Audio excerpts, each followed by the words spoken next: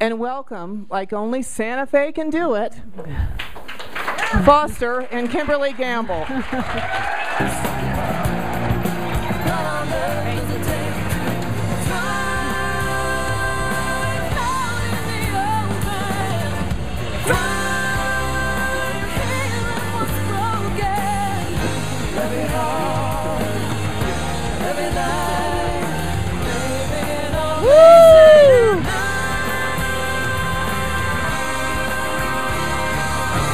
Have what it takes to thrive. Thrive. What on earth will it take? Well done. Thank you. And maybe for the end we could have Black Eyed Peas, Let's Get It Started. You got a couple hours to work on that. Thank you so much for this warm welcome. It's really touching to me. We've been on tour now 2 weeks straight, and coming to meet in communities, and especially in the communities that we get lots of requests, but there were some that we could just feel the energy was so coherent and ready that we really wanted to come and meet you, and we've been doing that, going around, and I'm so grateful to be here. When we worked for 8 years to make Thrive, and the vision all along was that the movie would be a trailer for the website, and the website would be a trailer for the movement. And the movement has really been the vision all along for me of what I've been most excited to experience, because I know we forged a path and we're making some bold moves, but really the leaders are you. This is a grassroots movement, and that's why we're here, and this is what we value. And I just wanted to say how much I appreciate being here in this moment at last. In fact, I was telling Foster, it took me a few months to realize Thrive was actually done, because even after it was released, I had been working on it so long that it felt a little bit surreal that it was actually here in the world, and now meeting with the communities, I've got it. It's here, it's seated, and it's happening. And there have been 3 million people who have seen Thrive in the last 5 months. And yeah, at least that actually doesn't count. This would count as one in that total. So it's more than that. And there have been thousands of self-created screenings, like there will be here tomorrow night. And we initially put it out in French, Spanish, German, Italian, Russian, Japanese, Chinese, Arabic, and Dutch. And since then, volunteers have come forward and translated it into Greek, Hindi, Urdu, Hebrew, and Portuguese, and Czechoslovakian and Polish, as well as, yes, it's thrilling, as well as subtitling the English version for the hearing impaired. So the movie is just spreading, and we are so grateful that people are finding this to be useful and really wanting to get it into their cultures. And so the awareness is here. One of the things we made the movie addressing the intelligence and thoughtfulness that we knew people had.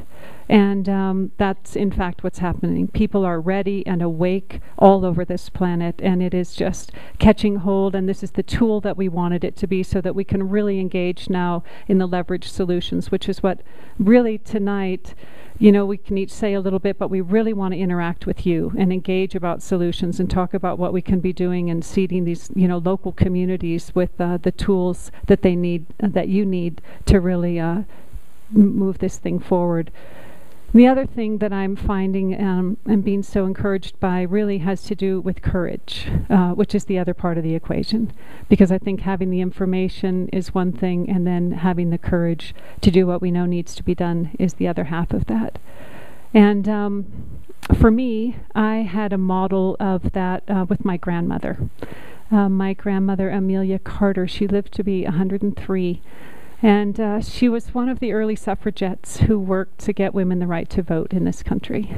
And when I was a kid, I used to go spend my summers with her, starting when I was about 8. And she would tell me the stories, the kind of behind-the-scenes stories of what it was like to be a suffragette, and how she and her colleagues got their mailboxes bombed, and their husbands' jobs would be threatened. And she said, but the thing that they didn't seem to realize is that we were mothers. And she said, mothers of children and mothers of this planet, and that's a fierce group of people.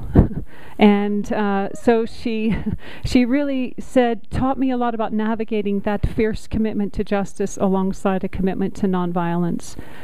And I would get in the back of my parents' station wagon and we'd drive back down to Los Angeles from where I went to stay with her in the summers, and I would think, I wonder who I would have been in those times.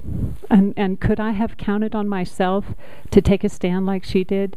And I really wondered. I spent hours of my childhood wondering who I would have been in times like those. And here we are, and times evolved, and I grew up, and I was taking a run up in Taos just yesterday along the gorgeous river, and thinking, well, the time's here now that I got to find out who I am. And Thrive is in part my answer to that question for myself, who am I? And this trip and this tour has really helped me to see now, who are we? Because I am finding people with so much courage and clarity showing up all over this world. I get emails in every language each morning when I open my inbox, and we're now seeing the people come together and stand up. And I'm reminded of the last line in the movie when Foster says, I'm confident that people will look back on this time and be proud that when we saw, we acted. And I am absolutely confident that that is true.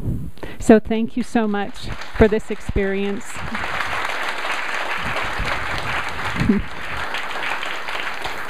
It truly means the world to us. This is our dream come true to be here, and it's so touching for me, so we just have to deal with that, because really this is what it's all about, and we have a lot of work to do, and I just am so grateful that we're going to do it.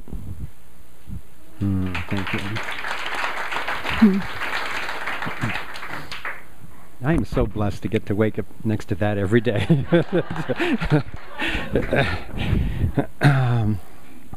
And also to get to go around the country now and meet with groups like this. I cannot overstate how much this is our dream come true. You are. We knew that this was possible. And yes, thank you. And to actually get to experience it now is so heartwarming and so empowering.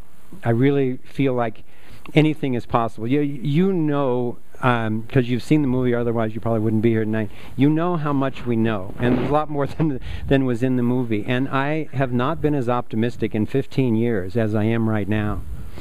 And it's not that the powers that shouldn't be aren't trying to complete their agenda. You know, you see the NDAA, and then there's SOPA and PIPA and CISPA, and then there's the National Defense Resources Preparedness thing, where Obama can basically now take anything, institute the draft, take over factories and so forth, just by declaring some national defense emergency. And that can be anything from a controversial movie to a peace march these days.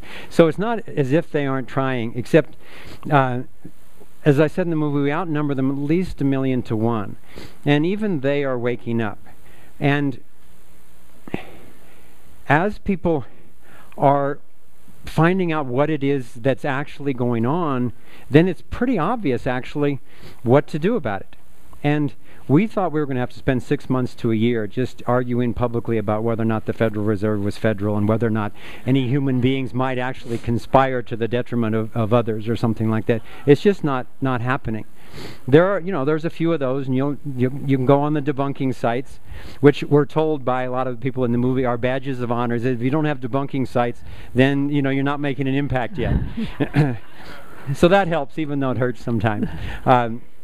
And so people are coming together and going, oh, okay, well, that makes more sense than what the corporate media was telling me. Or in many, many cases, at every gathering like this, people come up and say, I've been researching this for 20 years, 25 years, and it's been so lonely and scary, and my family thinks I'm paranoid and crazy and all that stuff. So that's one of the great surprises for me, is that people being able to pass the DVD out to their friends and just say, forget those old conversations. Watch this, and if you're interested, let's talk. And the movie came out just before Thanksgiving, and already over Thanksgiving, and then again over Christmas, and continuing, people are reporting these amazing family reconciliations, between Rob the Republican and Louise the lefty, who've always fought at Thanksgiving and all that kind of stuff. And the whole thing is moving to a new conversation about what the hell is really going on here, what can we do about it, and how can we do it with integrity and freedom for everyone. And that's the conversation that we dreamt of facilitating on the planet, and it's happening so fast. So thank you all for your patience and your enthusiasm and your courage for sharing Thrive with your friends and family. And I hope it's working. That's what we're hearing from all over. Another thing that I want to talk about is we were so touched by the offer to have tonight's conversation be a fundraiser to assist our free energy endeavors. And the timing is perfect. We've had volunteers from various networks with expertise in business plans, in management, in technology and so forth, offer to come forward and form kind of the first working council, because we have been getting so many communications. I mean, I've literally got a binder like this of incredible papers, inventions, some of which are known, most of which are not yet, but inventors are feeling a sense of increased trust, and that the timing is coming, and that what's going on around the Thrive movement may have the potential to create an environment which is resource rich enough and smart enough and safe enough to potentially bring these technologies out. So we're going to be brainstorming, and I know that there are spooks who will be listening to this and trying to figure out how to stop this and so forth. The Thrive movement is just the opposite of the secret societies. This is what we're doing. And what we want to do is support these inventors to be free to finish their technologies if they're not already. A lot of them need financial support. Some of them are done already and just waiting. We want them to be secure in their labs, and we've got experts who know how to do that as much as you can create any security these days.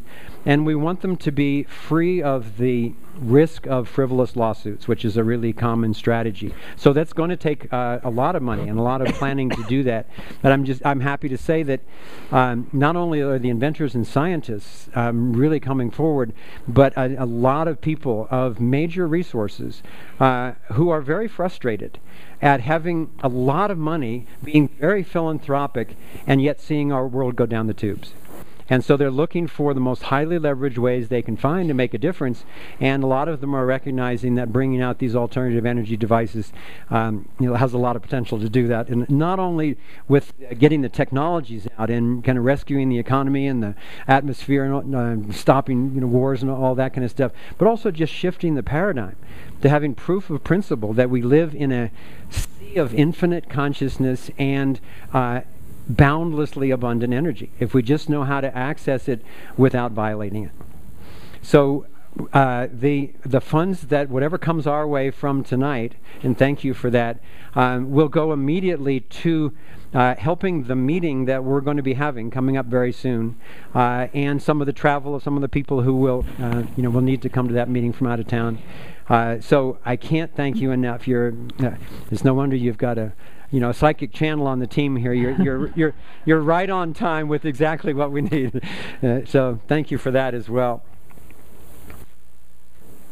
The three most active conversations that we're finding from in the wake of Thrive coming out is 1, free energy, and 2, liberty. This whole notion of everybody actually being free to do what they want to do as long as it doesn't violate anyone else. As obvious as it sounds, and it's the one thing we've found that everybody agrees to, it's very controversial. It's controversial from the left, and it's controversial from the right, and it's controversial from the unions, and so we're it seems like we're an equal opportunity offender when it comes to recommending freedom for everyone. And so we'll get into that, I'm sure, a little later. It's a deep and rich topic that I want to explore with you. But the one I wanted to directly address right now, and the other most popular conversation, the most popular one of all, is solutions. What can we do? How can we organize?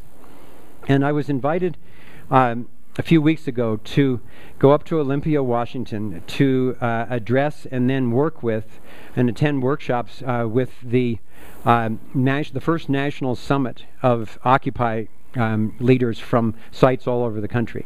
And it was just 3 amazing days. How many people here have actually been to an Occupy site? Okay, it's amazingly inspiring because you see literally, business executives in their suits, and then homeless people who are just barely making it, but have this incredible insight, and they're willing to put in whatever time and resources they have, and everything in between, and from all different political affiliations, ideologies, and so forth. So it made for really interesting conversations. And they invited me to show the movie and then do a Q&A and then do an entire solutions brainstorming session, because one of the challenges that they face, and it's really a microcosm of what every community like this all over the world is facing right now, is that there's so many critical issues. And how can you address them effectively without just diluting your energy? Well, I was thrilled to be able to share with them our Thrive Solutions model, and we just barely hint at it in the film, but it's something that Kimberly and I and numerous other people, including Barbara Marks Hubbard and Marshall Lefferts and Teresa Collins and a bunch of other people you may know, and about a dozen other organizations. We developed a model in a brainstorm, I think it was about a 2-year think tank that we did called the Shift Project, back in the early 2000s. And we worked with this wheel model where we had the 12 sectors and then the 13th with worldview. And in the film you see it as 12 spheres making up the vector equilibrium with the worldview in the middle, because no matter what sector you're looking at it through your worldview. So that's the one that centers it. And Barbara uses a 2-dimensional version of that that will also, I'll be passing out some sheets that will allow you to begin to interact with this model, because the model is amazingly powerful. As we were developing it, we ended up with what we thought was going to be a horrible distraction from completing Thrive, and it ended up being a beta test for the effectiveness of this model. And actually, I would love it if you would describe how we got to test that. Sure.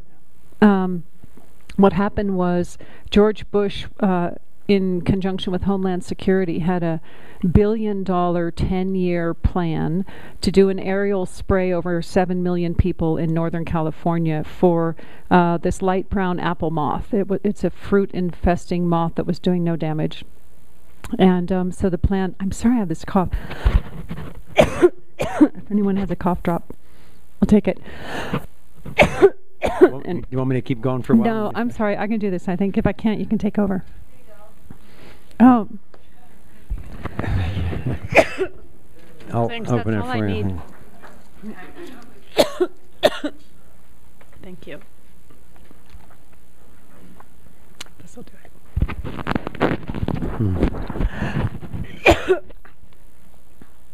It's worth bearing with me. I'll keep going for just a minute, and you let me know when you're ready. Let me try. Okay, thank you. Thank you. So what happened is a whole lot of people were involved in it. Caring about it throughout from Monterey up to Marin and beyond.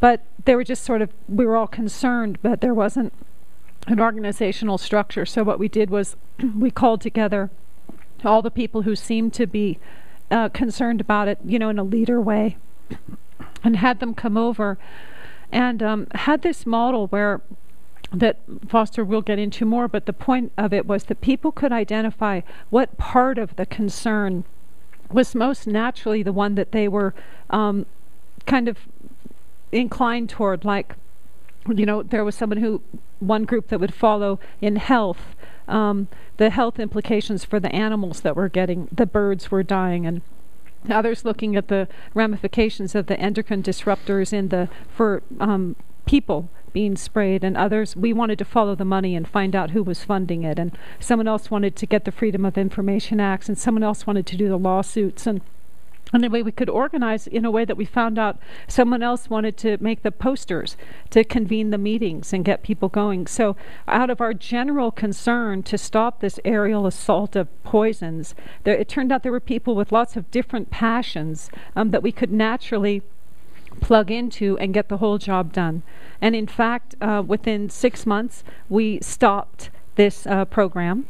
So, and sort of the one thing that I felt especially proud and grateful for, and which speaks to the model, was that with the Freedom of Information Act, we did get to see some of the inside correspondence, and there was one letter back and forth that said, we had expected some resistance from Santa Cruz, but we didn't know it would be so well organized. So I think this is the power of organization, because we have the passionate intent, and if we understand then what's really operating and how it's operating, and we get at this doing what we love to do and what we're naturally inclined to do, then the work we do to know ourselves becomes valuable for the work we do in the world, and it will sustain us for the long haul that we have before us. So we had this success in what we had thought was going to be a distraction because we were in the midst of making Thrive, but it turned out in fact to give us the perfect experience of it. And so we can take that now as we go around meeting with different communities, how to implement this same model. And what we're finding is that, different communities, while the issues are many, there are some that are sort of getting a head start in some areas more than others, whether it's Marin getting GMO free, which now means that they have the legal template and the art templates of what are the posters they use to get people to come, and what were the lawsuits and the things that they use. That becomes a template now for other communities. And one of the things Thrive Movement will be set up to do, and one of the things that you support when you donate to Thrive Movement or buy a DVD, is us keeping this Thrive Movement going, where we will be just a hub to keep empowering these self-creating movements. We don't want to be any kind of a bottleneck. We want to let everybody see how fantastic you all are and gain best practices while dealing with these different issues. So, and it's turning out, I think Sedona's doing kind of a head start with chemtrails, and I think, which is huge. And we can explore here what are some of the key issues that you feel like you'll all want to be taking on, and use this model for that. But it's just been so inspiring to see that you have a room like this, and within this room there will be people naturally inclined to do all the different parts that need to get done. There, I made it. Thank you. Well done. Yay, thank you. So I before delving much further into the solutions, I'd like you to just go on a brief journey with this. I invite you to close your eyes and just for a minute or two. I'd like to invite you on a little guided fantasy or a vision of a near future. And I'd like you to imagine that you're walking down the streets of Santa Fe, and you're thinking about things, and just realizing that how glad you are that the wars have ended across the planet. What a relief that is. Let that in. And then remember the day that the last nuclear power plant, the last nuclear weapon, disappeared from the face of the earth. And let that sink in. Let yourself feel it right through your body. Now look up at the sky and appreciate the pristine blue, the natural clouds, the lack of crisscross man-made toxic sprays. So you go into a restaurant, any restaurant, and you order a meal, and you don't even have to think about whether it has GMOs in it. And it's organic, and it came from as close by as possible. And taste that. And then take a sweet drink of water, knowing that it's clean, natural, energized water. Then as you go back out and you're walking along the streets, you realize that you've heard stories of the days when it wasn't even really safe necessarily to walk down the streets, particularly at night, or to have your kids run around in the neighborhood. And feel your gratitude for that not being the case anymore. And then kind of picture looking in the eyes of the people that are walking by you on the street or in the shops when you go in. And every set of eyes that you look into are the eyes of someone who is being prosperous. They're not in fear of debt anymore. They're doing actually what they want to do, and they've found a way to have that be sustainable.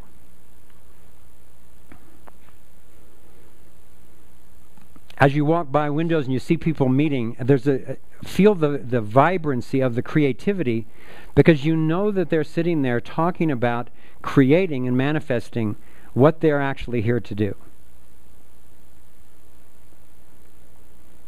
And as you head toward home, just let yourself immerse in the gratitude for the fulfillment of what's possible for human beings.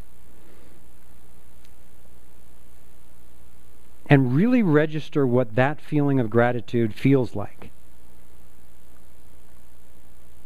You won't ever need to give up that feeling. That feeling can be your beacon that draws you toward whatever part of our current reality is not that yet. And just let yourself immerse now in the word thrive. And just let yourself associate it with that feeling of a healthy environment, of perceived well-being within yourself and with all of those around you. And then just get a little glimpse of the creativity that is being unleashed in you with all of those old burdens gone, and you having the freedom and prosperity and health to really fulfill what you came for.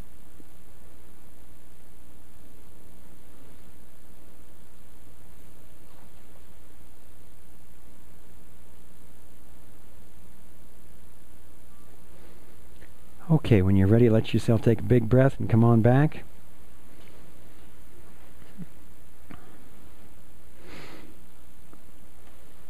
It was a mutual friend of ours with Connor, Teresa Collins, who first took us on an hour-long guided meditation like that. I think it was in 2003 or 4, and it changed my life. As much as I had thought about it, I had never let myself actually experience a thriving world. So let yourself carry that as you go. Okay, I would like to do one more thing, and then we'd like to we came to interact mostly with you. You've heard us talk a lot. You've seen what we have to say on the website, and we said a little bit tonight. But what we'd like to do is just briefly share an overview of the solutions model with you tonight, so you get a start on what it's about.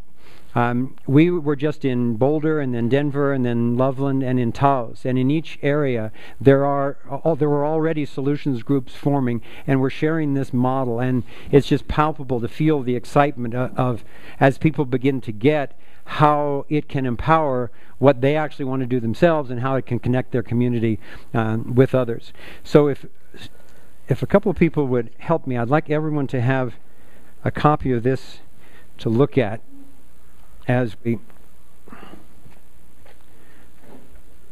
if you could just pass those out. Should we do some Q&A first? Can we do some Q&A first? I think we should let them do Q&A. I think we ought to introduce the model and then do it. Otherwise they're just going to be looking at the show.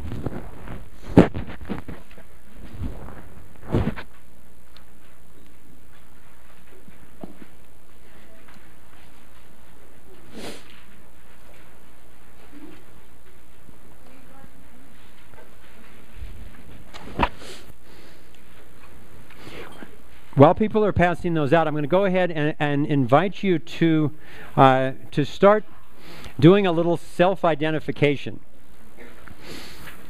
I want you to ask yourself, of those 13 sectors, the ones that are around in the colors, and then worldviews right in the center, Ask yourself, which sector am I most drawn toward putting my energy for effective action? It may be the one you're most skilled in already. It may be just the one you're most passionate in. It may be that the two come into one. It may be that you have 3 or 4 that you're really interested in. That's fine also. But what I'm going to ask you to do is draw a circle. If you have a pen or your neighbor does or something like that, draw a circle around the title of the sector that you would most identify with for Thrive Activism.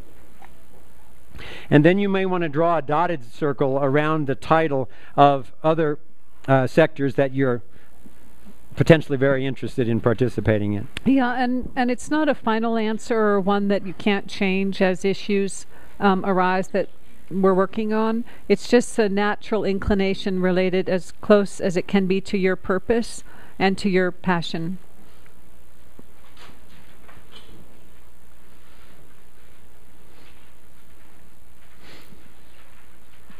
And if you have any questions, feel free to answer. There's a lot of overlap between sectors. There's something that you might do, you're not sure which sector it's in. Again, there's no right answer. It's just a matter of what's effective for you.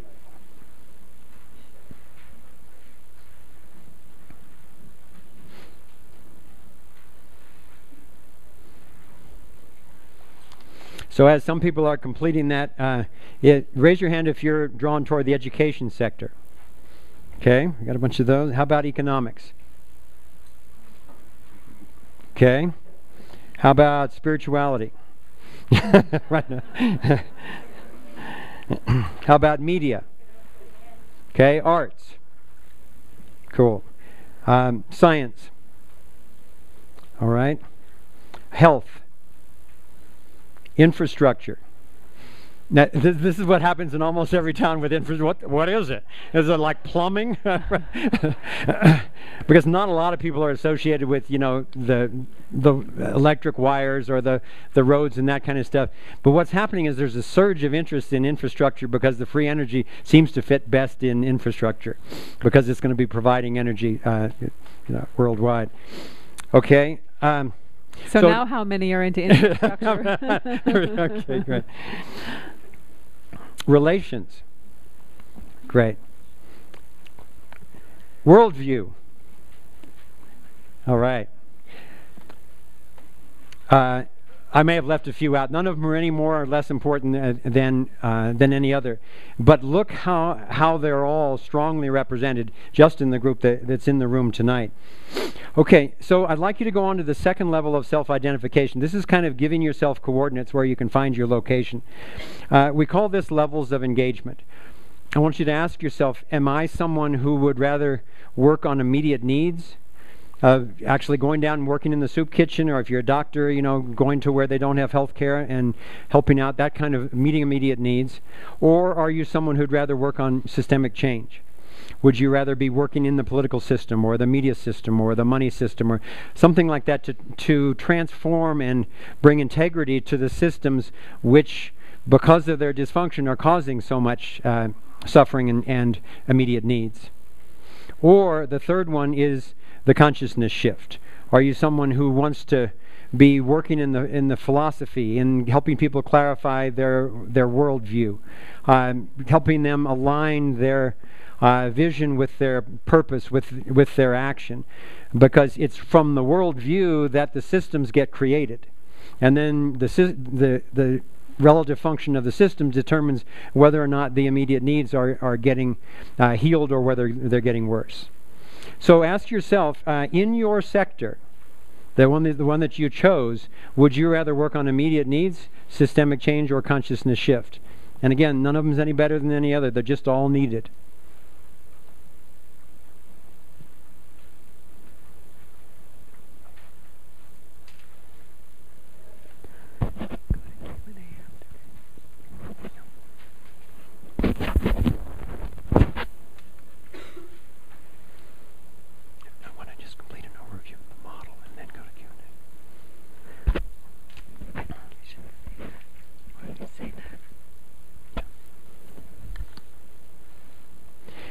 So then write down your level of engagement if you haven't already, and then find the white dot that gives you your coordinates. So find the pie shape that has your sector, and then go in to the torus that correlates with immediate needs, systemic change, or consciousness shift, and put a little star, a little smiley face, a little cactus, whatever you holds your space there. Anybody have any questions? Are they feeling unresolved or confused? But yes.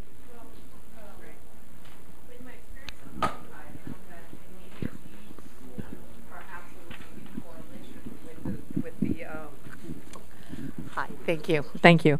In my experience with Occupy, I found that the immediate needs was directly in correlation with the consciousness shift. If I wasn't present on the ground in the camp doing what I was doing, connecting with people that I would never have met otherwise, yeah, I couldn't make any change.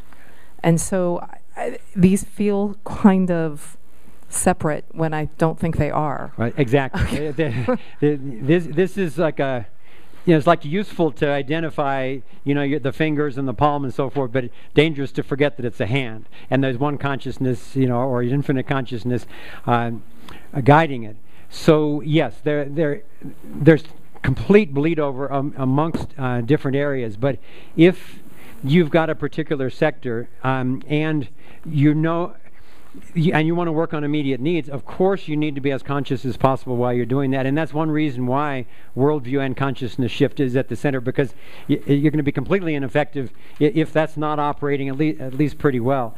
But in terms of your actual time, like you may be interested in 3 different sectors, but when it comes time for a meeting, unless you've mastered the double, you're going to only be able to put your body in one meeting at a time. And so it's useful to identify that in terms of your level of engagement as well. Any other questions on that? I have to say we ran into that with Thrive on Everything. Everything is related to everything. And so, really on our website, if you start at one place, you can get everywhere without ever doing a repeat, because it's like that. And it came up for us with the movie, too. It's like, how do you move from one thing to the next without talking about everything? And so what I can say is it actually is useful, and it doesn't mean that you can't change it as you go, but it is helpful to just kind of put your bucket down somewhere and say, okay, actually, I know for myself, I worked with homeless teens, started working on the streets with homeless kids, ended up making a program at a systemic level that really changed what was available for them, and then made Thrive because I realized no matter what, there were going to be more and more homeless kids. So I've sort of been working at different levels, and I love them all, and they each served something different. So I think that's kind of the way to relate to it for now. It's useful. It's not final. One other question that we recommend that you entertain, but we're not going to take the time to do it now, and maybe the most powerful one of all, is what is your purpose in life? So we recommend that you do that later on, and on the flip side, there's a place for that. But if you get clarity on your purpose in life, and it might change tomorrow, and there's no wrong answer, it's just, again, whichever one works for you, then when you're making decisions, from huge ones to seemingly trivial everyday decisions, like what you're going to eat or who you're going to hang out with and so forth, you can keep referring to your purpose and go, does this serve my purpose? Does it augment my mission in life or not? And it makes decision making a lot easier and just fuels you on a daily basis. We do offer support for that inquiry at thrivemovement.com under What Can I Do? Then part of it is how to support yourself and how to explore your purpose. And so there are others who provide that as well on the internet and elsewhere, but I just wanted to say that to us feels like a really core part of effective, sustainable activism is actually knowing what's our unique part to play and then finding peace with that. So then what I'm going to do is just kind of run you through an overview of a suggested process. We're not going to take the time to do it tonight, but this is the process that groups all over are starting to experiment with. And within probably a week to 2, we'll have a whole new section on our website which will have all of this and more, and a guide to how to kind of train yourselves up on this model. So what we're doing with groups like you right now, is we're all experimenting and building this together. We've had some practice with it, but it's going to a new level of complexity. We've used it for single issues. Now it's to coordinate an entire community around multiple issues. So I'm going to tell you about it, and over time, after we welcome input from people when you have suggestions as to how to optimize this model, because the model is being refined and then is going to be going out, within a few weeks worldwide. Yeah, and I wanted to say that we will then break into Q&A here so that we can have hours of interaction. That's really what we're here for, but we thought that to have you understand this model, it might play into some of the Q&A, because really this is the way to have the revolution that's required. It's going to take all of us in communities all over the world sharing what we learn, and the way that we can do that is to have a common language for what we're doing. Even though the issues are going to be different and the cultures are different and the bioregions are different, the fact is there are some core things that we're going to all have to be taking on in terms of infrastructure, and how do we get independent media so that we actually know what's going on, and what about health and these issues. And this is what's going to allow us to be able to say, you get the best of what Boise, Idaho's doing with the Sheriff's First initiative, for example, which is something we can talk more about if you're not familiar with it yet, or like I said, with getting GMO free, or chemtrails, or campaign finance reform, or whatever some of these core issues are that we take on, including the free energy. Then this is the way that we can really make it happen as effectively and as quickly as it needs to happen, is to actually get coordinated now. Because that little inside note about we expected resistance but we didn't expect it to be so well organized, that's really the key. We have to be well organized in how we go about this, because there's obviously a huge amount to do, and we do understand now better what's in the way, and that means we got to get kind of that strategic in how we go about the solutions. So that's the point of this, and why we're out meeting in grassroots gatherings like this, is to kind of seed this model, and then we're going to build a hub on our website, like Foster said, to have this place that people can all be sharing best practices, refine this model. The thing that we're not going to change is the name of the sectors, because we're doing that with other organizations that are also out there doing this, and that otherwise it's going to make, communication is hard enough without not even having the same term. So that's kind of why we're doing this, and then we'll get interactive with you and find out what are some of the questions that you have. Oops. So let's imagine now that that this group has come back together, anyone who's interested in participating, and so you meet as the community and kind of have a discussion about your vision for a thriving Santa Fe. And when you get some clarity on that, then people would do what you've just done, self-identify by sector and level of engagement. Then you would break up into breakout groups, and by sector. And then by sector, and you can follow along with this, we've got a kind of a suggested conversation guide, just to save you time in getting clear on what you're up to. And it starts there with item A, coming up with what is your ultimate vision for the sector, for, let's say, environment or media or education or whatever. What would it look like in Santa Fe if that sector was really thriving? Then list what are the critical issues that are going on that are creating dangers, that are undermining moving toward that kind of thriving. And again, there's no, when you're in your groups with this, part of what we're going to get into is the whole group's dynamics of how this works. But everybody gets to name what they think those critical issues are, and then how you move forward is part of the dynamic that we can talk about. Yeah.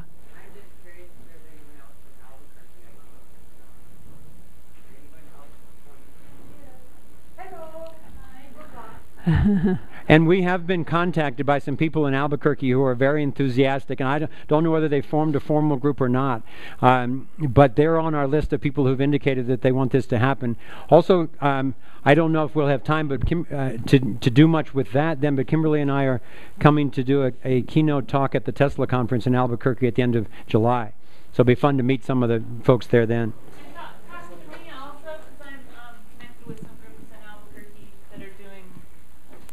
Oh, great. My name is Jen, and I'm wearing a red shirt and a goddess scarf. And come talk to me afterwards because there are some amazing groups in Albuquerque and Berlin, Los Lunas, that are building labyrinths on the land, and we've just gotten into doing healing of the waters. Up in Ojo, we're meeting every full moon, and also the Gathering of the Golden Dolphins is a really amazing gathering that's happening here, but people are creating those circles all over the world as well. Oh, great. Thank you. crystalsinger.com for Gathering of the Golden Dolphins.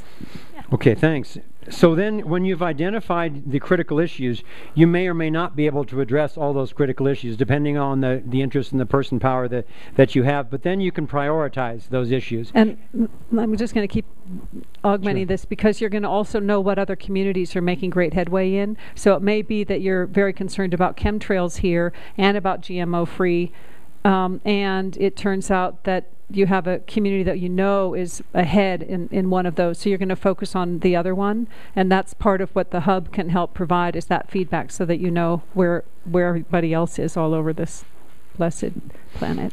So then the next one, the strategy and tactics, that's really going to come up more later on when you've identified and prioritized your issues. But in short, strategy is the overview of, okay, in order to restore this economy, we got to start by getting rid of fake money and getting rid of the Federal Reserve, something like that. It's a huge strategy that one might feel powerless in the face of, and that's when you move into tactics of, okay, what can we actually do on a daily basis? Going to start chipping away and manifest that strategy.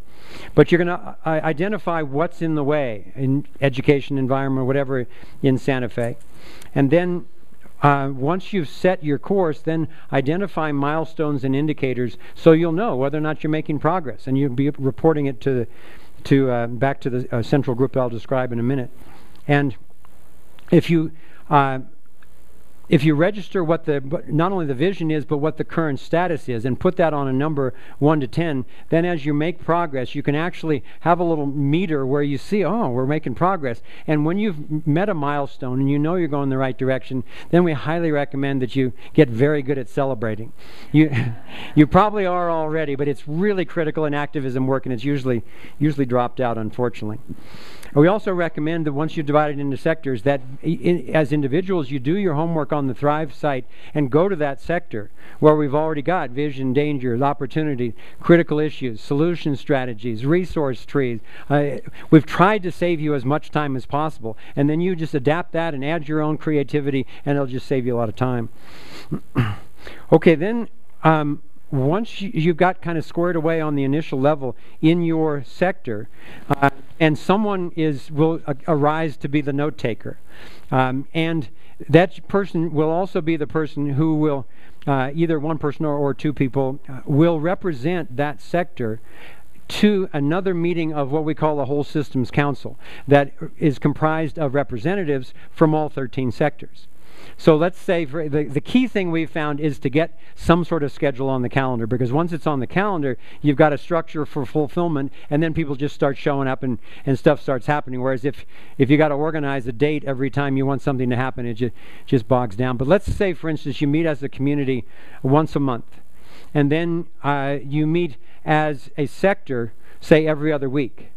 And then on a weekly basis, there are several groups are stepping it up because they want to just move faster to twice a week. But however much works for you, you work in your own individual sector. So you've got the whole community, the Whole Systems Council, and then the sector.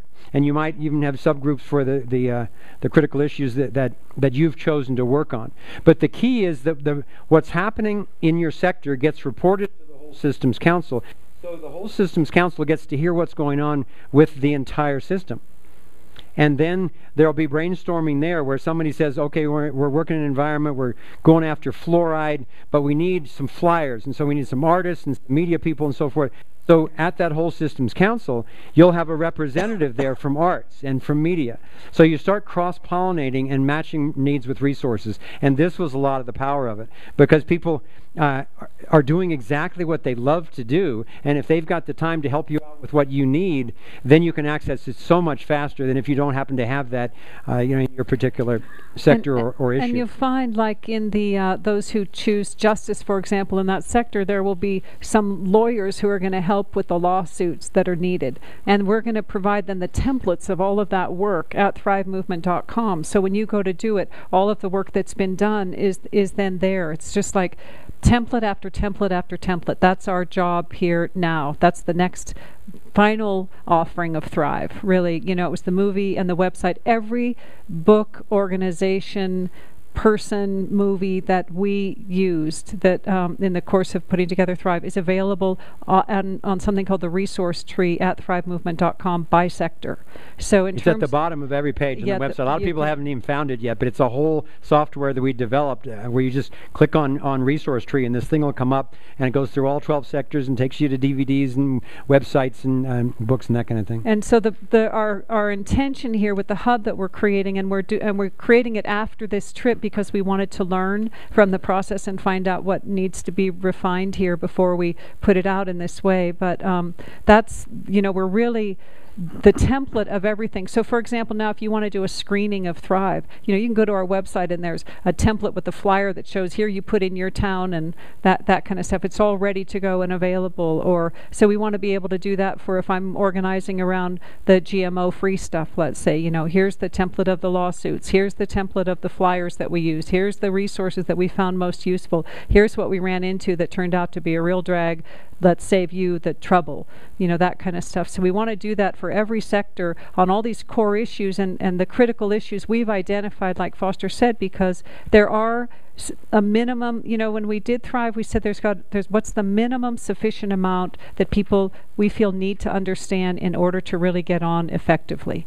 Because people are working to help make changes all the time, and some of that help is really not making the difference that we need to be making. So part of the point is, how do we get leveraged and effective here on the core issues that are actually going to turn this thing around? Because while we're doing this and the energy is rising, the energy of a police state is rising too. So we've got serious pressure to get organized at this, and we've got serious pressure to rise above how we've been before in some of these activist grassroots efforts, where you don't really like somebody or somebody's kind of a pain to work with or whatever the stuff might be. We have to really rise above that right now and remember what's at stake. And we think that we've got some tools built into this in terms of the dynamics to help us rise above problems that we've all experienced in grassroots activism before. And I think part of what the hub of Thrive movement can do is to keep our awareness of the pressure right there. We know what the real issues are and the status of where they are. That's part of what Foster's video blogs are about, like what's really happening. I don't know if you've at thrivemovement.com, he has video blogs like what's really going on in Greece and what about this executive order that was just signed on March 16th, stuff like that to keep us up on what's happening, because we're in a real pickle and we can get out of it, and it's going to have to be by doing this kind of stuff. So that's just the context. Okay, so now the sector representatives have come together and met in the Whole Systems Council. So whatever needs to happen there happens there. Then those representatives go back to their sectors in the next upcoming meeting and report on what went on there. So you get this toroidal communication flow where everybody doesn't have to go to every meeting, but everybody gets to know what's going on in the whole system. And then periodically getting together as an entire community as well. It makes for more parties too, because you get to find out about all the good things that other people are doing. So you get to celebrate that along the way. So then as things are progressing, then as Kimberly mentioned, you could share your best practices or your questions either through the hub that the Thrive site will be, or as the network develops, you'll be able to go on and look for Thrive groups, and every Thrive group will put up a profile of what they want to have the public be able to see, or other Thrive groups be able to see, and what issues they're working on and what the status of it is and so forth. So there's no recreating of the wheel. You can just access best practices and share success stories, which will beam out to our whole network to keep people inspired and encouraged that, yeah, in fact, this is the way it works. So a couple of other, we're almost finished with this model, and we'll go into Q&A, but a couple of key things that we, both Kimberly and I, are lifetime activists, so we've seen a lot of what doesn't work. and we're looking to put out at least some hints as how to mitigate all of those key things. One of them is decision making. So in every sector, in every subgroup, in the whole system council, and the community, you're always going to be faced with decision making.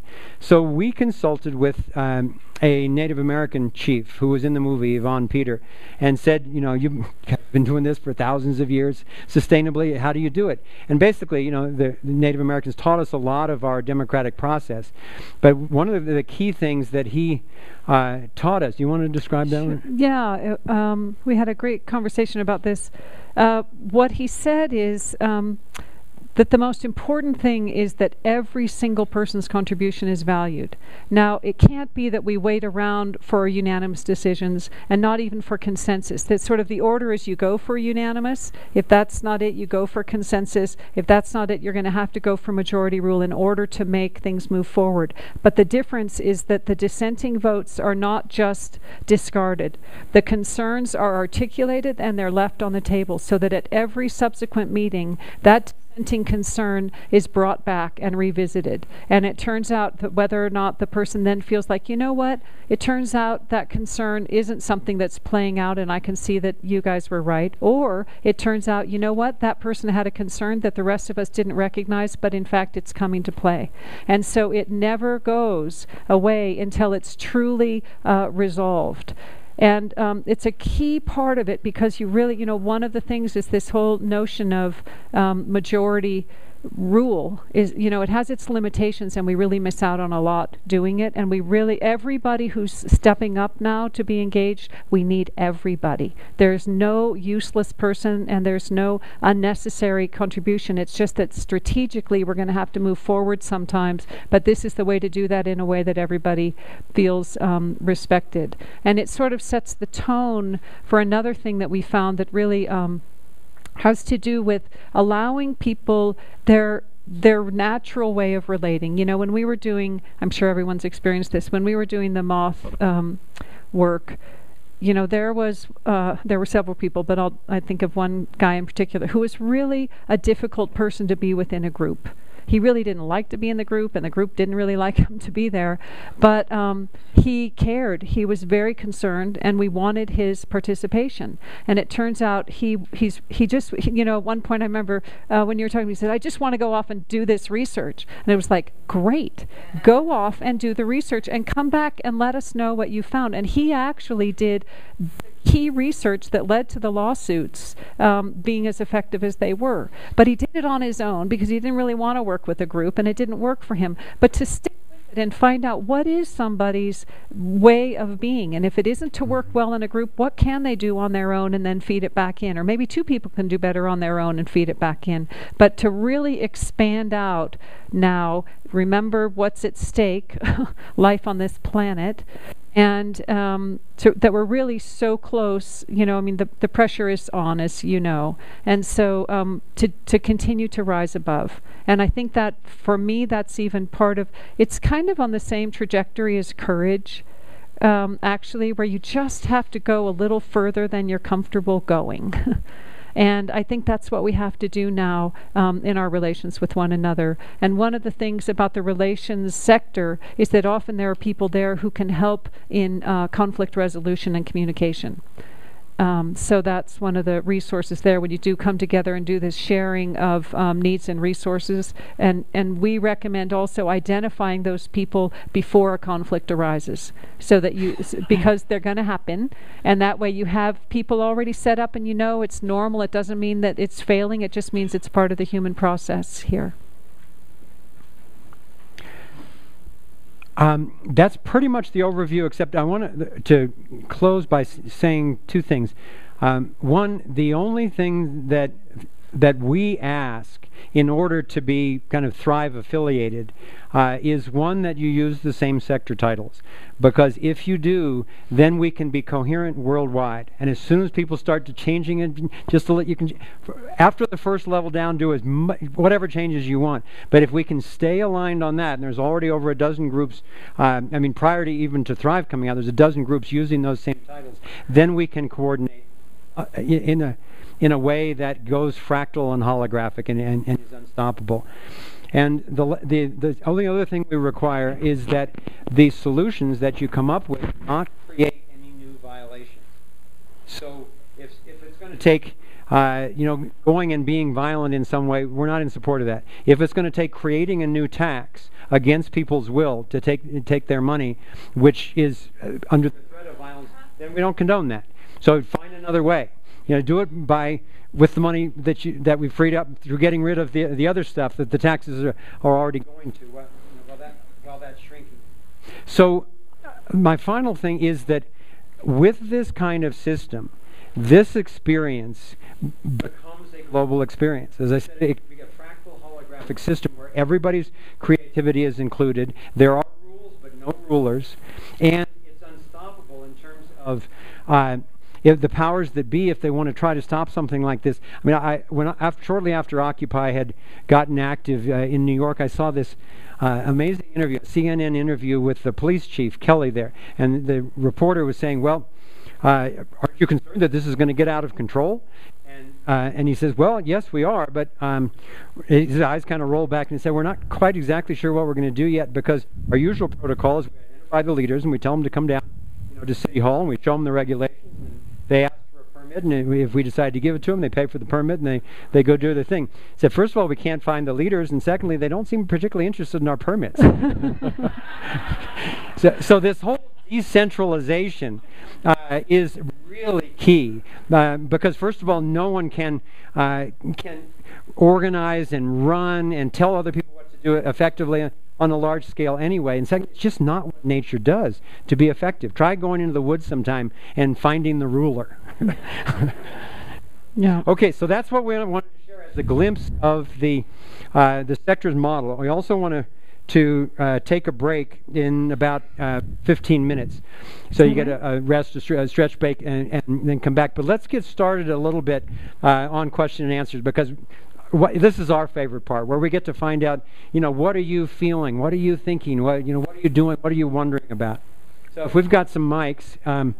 Yeah, great. Steve, have we got you got a mic there? Okay, great. Okay, great. Who's this guy? Who let him in? First question, I want to change your battery. Okay. You ask the first question, just shoot right out. And always ladies first. Thank you. Hi, I'm Aslan White, and I spent a lot of years working with the Bioneers, and am also a facilitator of the Pachamama Alliance's Awakening the Dreamer program. Great. And so I'm honored to be a part of this amazing community of people that I know have also embraced Thrive. And recently in Santa Fe, I heard a couple of stories from friends about things happening where they are in situations and all of a sudden they're being arrested and no one has said anything to them, and no one read them their rights, and no one told them they were being arrested. And all of a sudden they're in jail with no phone call, and it's 12 hours. And so this has been happening to people, not just in Santa Fe, but in other places. So I got inspired to start something, and I haven't started yet, so I just want to mention it in case anyone here is interested, and just to go to the Santa Fe police station and also to mention this for other communities, and to invite or invoke a nonviolent communications program in the police force. And then also, I'm curious just to talk to the chief of police and find out from their side what it's like for them to be obviously receiving information that says that they don't have to read people their rights anymore. So just a curiosity. I'd like to address a couple of them. First of all, the critical mass action model that we use on the Thrive website, we learned from the activities of Molly Melcher, who started the female genital mutilation eradication movement in Senegal. And the reason it was so effective was that they waited until there was a critical mass of women in the village who would refuse the female genital mutilation, because once there was the critical mass there, then it would change the culture and the women would still be marriable. And that happened in a couple of villages, and then the other villages started catching on, and they put it together with a very effective health and education program. But it was because rather than a few people being martyred over and over again, they had critical mass to actually change the paradigm of the village that had ended up sweeping so much of Africa. Can I just insert one thing about critical mass action in terms of the solution thing, because it's relevant also, is that there are going to be some issues that really aren't safe to deal with on a local level, like debt revolt or tax revolt or whatever it is that people might want to engage in. That's not going to be a safe thing to do unless millions of people are doing it. And one of the things, the strategies for critical mass action, or even a campaign finance reform initiative, might really just need to be huge in order to be powerful enough. And so you can see that we've identified some, and people who have written in have identified some. So if you come up with one, or there's one there that you think is important, it's the strategy where you sign up and you say, when 1 million people have signed up, let me know. Or when whatever the number or whatever is. the number is. Yeah. It could be 500,000, it could be 1 million. It's also going to be really useful for the safety for free energy, and it's one of the reasons we want that conversation out, so that people are aware of it. So anyway, I just wanted to say critical mass actions is a really important part of the strategy, and it's one of the things we kind of are including there as the offering to manage that and set it into motion once those numbers are reached. And in relation to food, which sector does it go in? It's been one of our most constant challenges. Food was in, and then it was back out again, and it was in, and finally just ended up not sufficiently working as a sector on its own. It's kind of like finance. The money people were arguing for finance as a sector, and the agriculture people were arguing for food as a sector.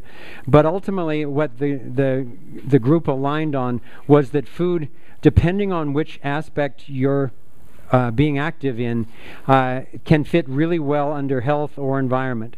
It could possibly be under relations or economics as well. Or justice. Or justice, yeah. But it really depends on if you're working on GMO or something like that, then that can go easily in health or environment and still have to do with food. Same thing with organic, that type of thing. Yes. In Mexico, it's GMO green chilies that's a big deal. Okay. Trying to stop Wow. GMO green chilies because there's hundreds of varieties of heritage green chili strains that have been here for hundreds of years. Yeah. Just before we went to Tucson, a couple of weeks ago, I was contacted by a GMO group in Tucson, saying, we're really working on the labeling thing, and but we want to work on GMO-free zones too. So we want you to educate us on how to do that when you get here. And I said, I have no idea how to do that. I'm inspired by what they've been doing in Europe, especially Italy. But I said, I don't know. So do some homework and then let me know what you find when I get there.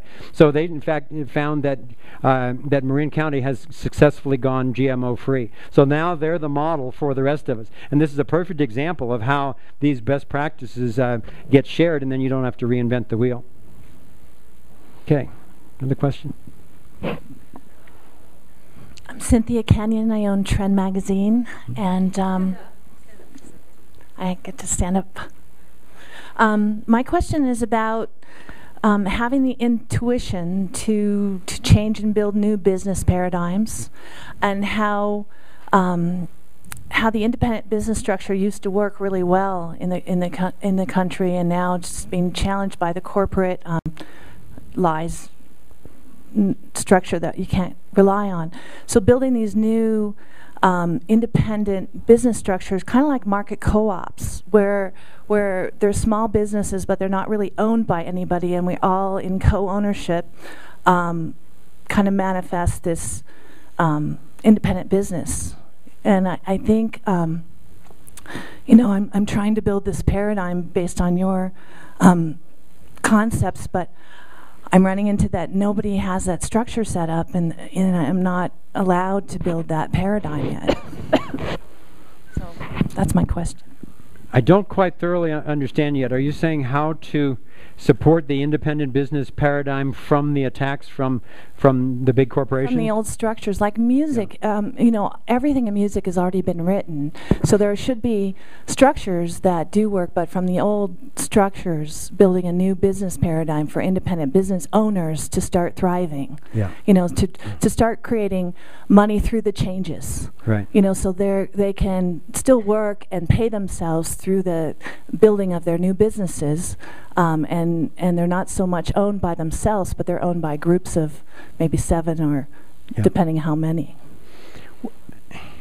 Well, it's a huge question, and I'm not an expert in it, but you can see how it all ties together, because one of the ways that the corporate interests are so dominant is by cartelizing. When they get to, they're not only huge themselves, but they get together in secret meetings with the other major corporations and basically decide on how to get the little guys out. And the main way that they do that is through government subsidies.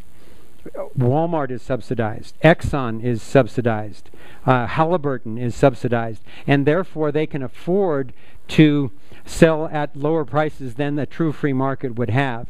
And since the little guys aren't subsidized, they're out of business unless we actually get to the root of that problem and have honest money. And so if you have a true free market rather than crony capitalism, or this whole thing of capitalizing the profits but socializing the costs. And I don't know how to handle that one on a small town basis, except I know that Taos has been pretty successful. Haven't been informed about Santa Fe yet in just kind of keeping the big box stores out by letting them know that successfully. I don't think you can legislate against them, because if they're an honest private enterprise, I think they have the right to do business. If people are going to we ran across this with Borders in Santa Cruz. Borders was allowed to set up, and I think in a true free market, as long as they're doing things honestly, they should be able to. But it was potentially going to be a real risk for the treasured local booksellers. People just didn't patronize them, and I don't know how many years they were there, but it wasn't very long, and they're gone. I think that really fits in with one of the top 10 things that we talk about, and this is a hard one to do, but I think it's really important, and is to really get how much every dollar we spend sends a message. And it's a vote. And it really, like the message, when you go to one of those big corporate stores instead of your local vendor, it's saying, no matter what you do to us, it's okay, as long as you sell it just a little bit cheaper. And so I think that partly, to think that you're going to wait, that's the problem. This can't be that, we end the Federal Reserve and cut the Pentagon budget in half before any of these changes start taking place. Those have to start happening at the same time. And so to me, campaign finance reform is a fundamental first step, because that's the only way that we're going to be able to legislate, have leaders who actually respond to what we're saying, or we can get rid of them. Otherwise, now, personally, I don't think it matters what you vote for, because they'll just go ahead and do no matter what they say. So campaign finance reform would be an important part of your venture. Meanwhile, so is educating people about the importance of putting your money where your values are, and really do a campaign in your county to educate people about what happens as a result of supporting your stores. Who are the faces behind those businesses? What are their families? What does it look like? And how does that then feed back into the community? It's the same way with local banking. If you take your money out of these centralized banks and bank locally, that's the way these corporations get their loans to do these horrible projects, is using our deposits. And so, it has to be kind of a campaign on all fronts. And I think that that's where this whole sector thing can help, because you can see that the folks working on campaign finance reform are making headway, and the artists are helping put on things that help your community understand, and you're working on it this way by getting together with other people who will do the business. So that's where this thing is really whole systems, and there's no one way to go. But I do think that it's time to begin.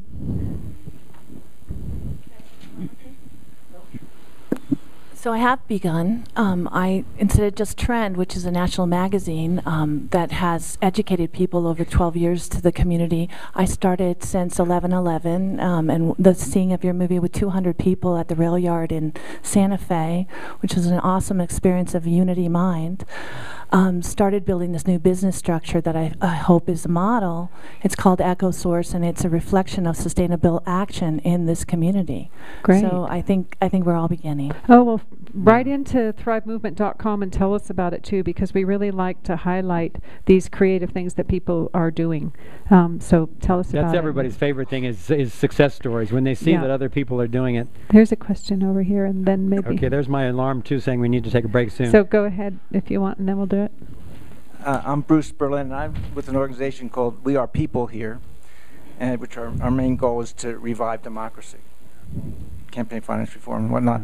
So you mentioned meeting with the Occupy people. but you didn't really say what happened there or what you came away with, which I'd be interested in hearing. Great. As well as, what are you doing to connect with other like Move On, and there's a lot of big groups that are doing similar things in different ways, and they can start. They already are competing with each other rather than working together. So, what are you doing to try to synthesize all this rather than have another method that's going to just compete with these others? It's a great question, because a couple of things. First of all, in terms of what happened for me at Occupy, I was, first of all, just really inspired by the dedication, and especially the dedication to this mantra of listen without judgment. They are pioneering some important ground in that, and their meetings take a long, long time, as some of you who've been there would know. But they're actually creating a whole new paradigm of everybody's voice counts equally. I think that the most kind of interesting things for me that were going on there was, first of all, it was a 3-day conference, and the Oakland group arrived on the second day. And the energy just lifted because they'd just come off a bunch of violent actions, and people didn't like that. So they had these amazing meetings talking about that, where everybody got to be heard. And the group from Oakland, who had been responsible for some of that, really found out firsthand that people were afraid that that was going to undermine the power of the movement. And so it began to get creative, going to, validating the anger that's there, but at the same time, people starting to offer creative solutions of how to channel that energy in such a way that it's not going to lose the vast support that Occupy has, which was starting to happen already through those actions. So that was one of them. And the other one for me was the whole liberty conversation that that we're involved in so much. Also, they had many workshops a day simultaneously. They had scheduled a small little classroom for a debate between a young socialist and a young Ron Paul supporter. And the word spread, and it was standing room only and out into the hallways and everything, and it was intense. And for me, I only got there for about the last third of it.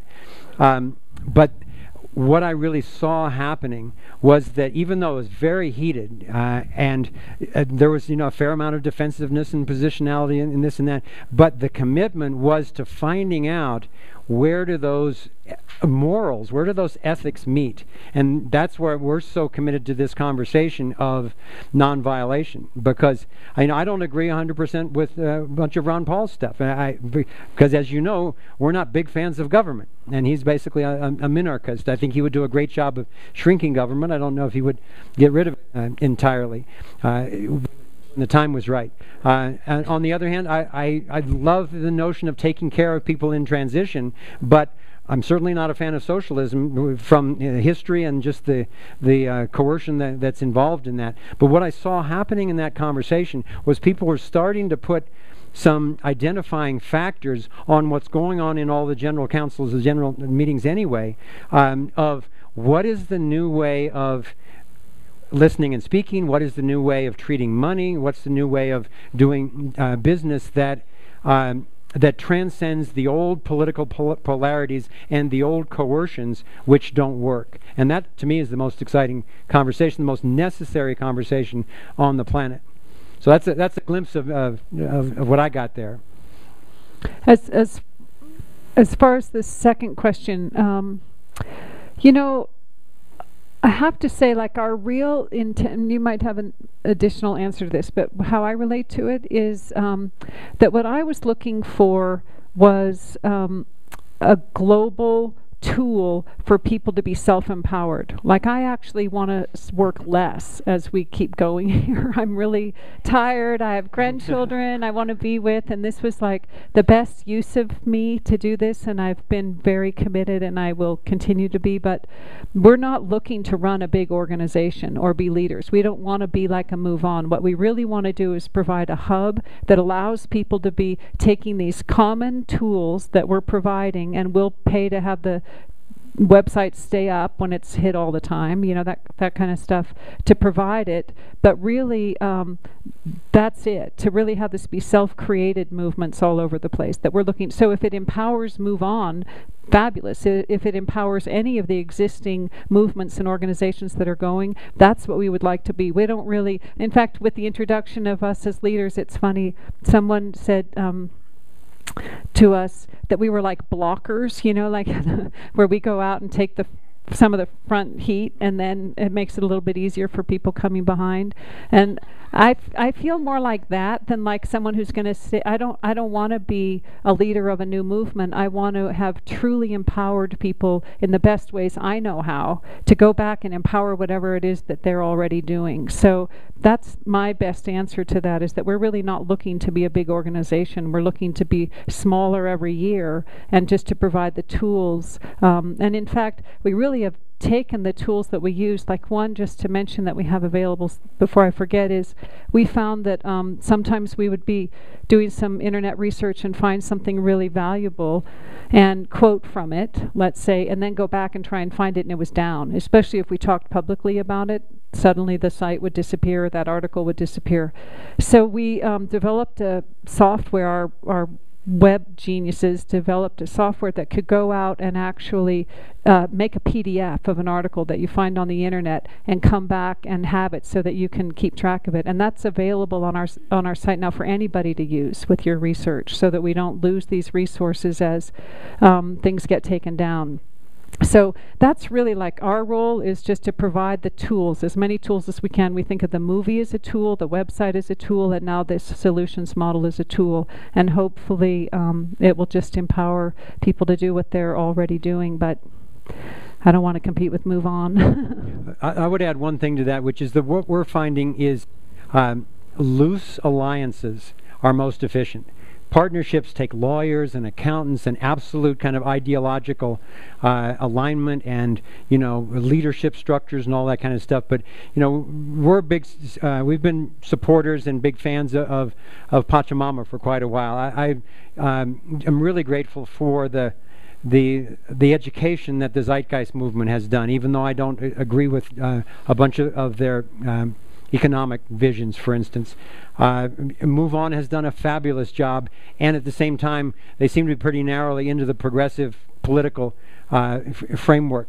So because of those differences, and you see it with email lists, every group that builds trust amongst a base guards very carefully who gets to blast to that group. And as we're connecting as this electronic movement worldwide, it's, even though it kind of limits the numbers that can happen right away, what it does is maintain a growing basis of trust, which is really key, because you don't want to abuse the trust of the people who are trusting you.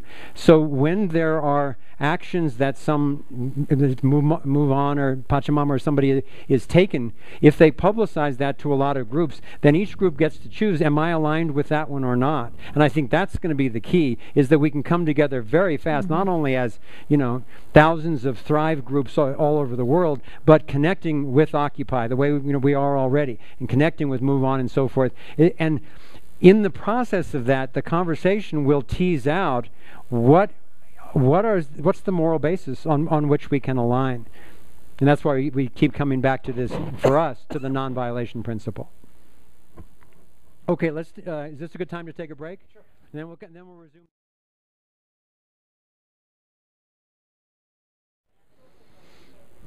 So one of the things that we're so excited about with this model is it does take the conversation to a level that doesn't have to get bogged down in you know, the old kind of polarities and partisan politics and so forth.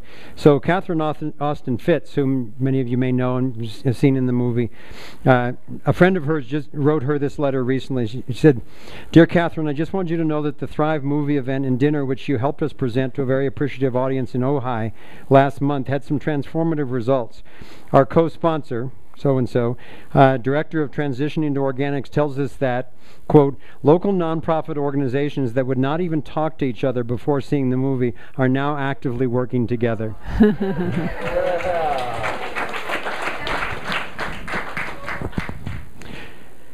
So any questions?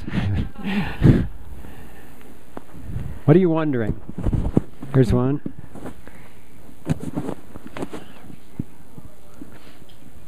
Could she have been farther away?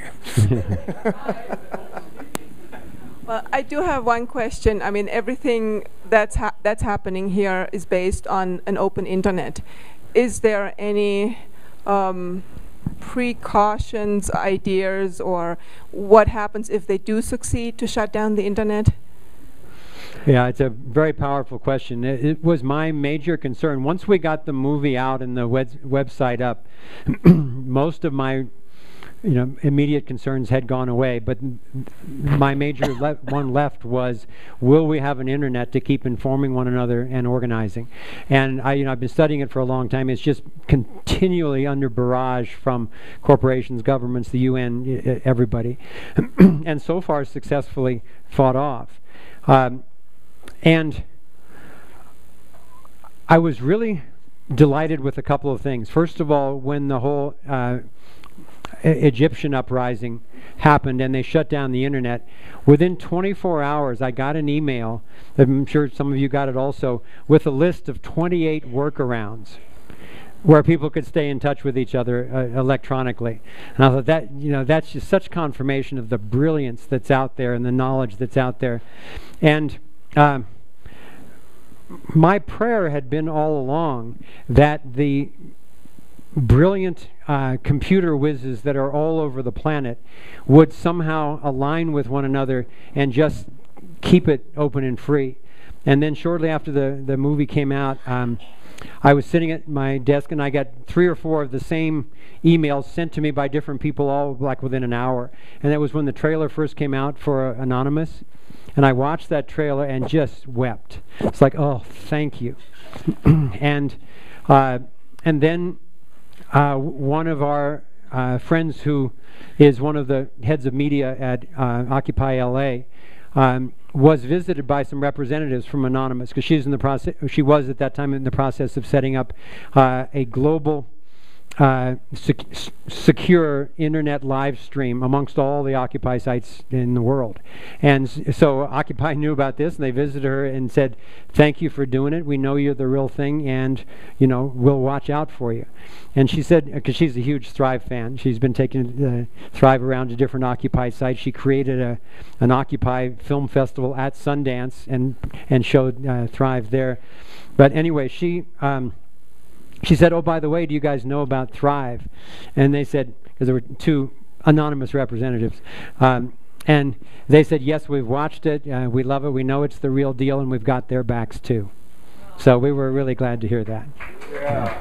So I want to address, though, preparations, because the way I go about this is I think we need to prepare for the worst and then work like crazy to prevent it from happening. And so I think that there are those electronic workarounds, and also I think it's really valuable to have meeting places and telephone trees and ways to connect with each other if you can't get together on the internet, and to just really have complete emergency preparedness worked out to whatever extent you can, and then work it out from there so that you optimize. And I do believe that I just have to believe that that there are enough people that are going to help keep the internet open. But I do believe that there's huge and impressive forces to take it down. And so our job with our site is to have enough servers to withstand what happens, and we'll do our best to do that all the time. But I do think that people should take precautions and plan that we won't be able to have business as usual. I just think that's a prudent thing for any community to do, and part of the networks that you're building here will be valuable whatever happens. And I know that one of the things that happened for us with the base that we built around the moth spray, when smart meters came around, we were instantly ready to kick in, and in fact Santa Cruz had the fastest, biggest resistance to smart meters of any other county in the country. And I think it was because of what we had already done. Now that's with the internet, but I still think that the networks that form and the relationships, find out who lives where, and like I know up in Taos, they have a meeting place of Kate. is set up to be the meeting spot in an emergency with the internet down. And there are, radios that you can get, solar radios for communicating. And I think that kind of stuff is important and prudent. Could I make one comment? The thing that most impressed me about Thrive and its message of peaceful, solidarity and that sort of thing, I know this movie wrapped before Occupy was even thought of. Yeah. And I think that's really impressive. Yeah. Thank you to the we wanted to have this movie done much earlier because things were getting urgent in the world and we wanted to stop spending money on it and all of that. But you talk about cosmic timing. The Occupy came out right after, and then Anonymous came right after that. It was some people thought we made it after Occupy started. It was like, whoa, I don't know who could have done that. But anyway, that was good. Yes.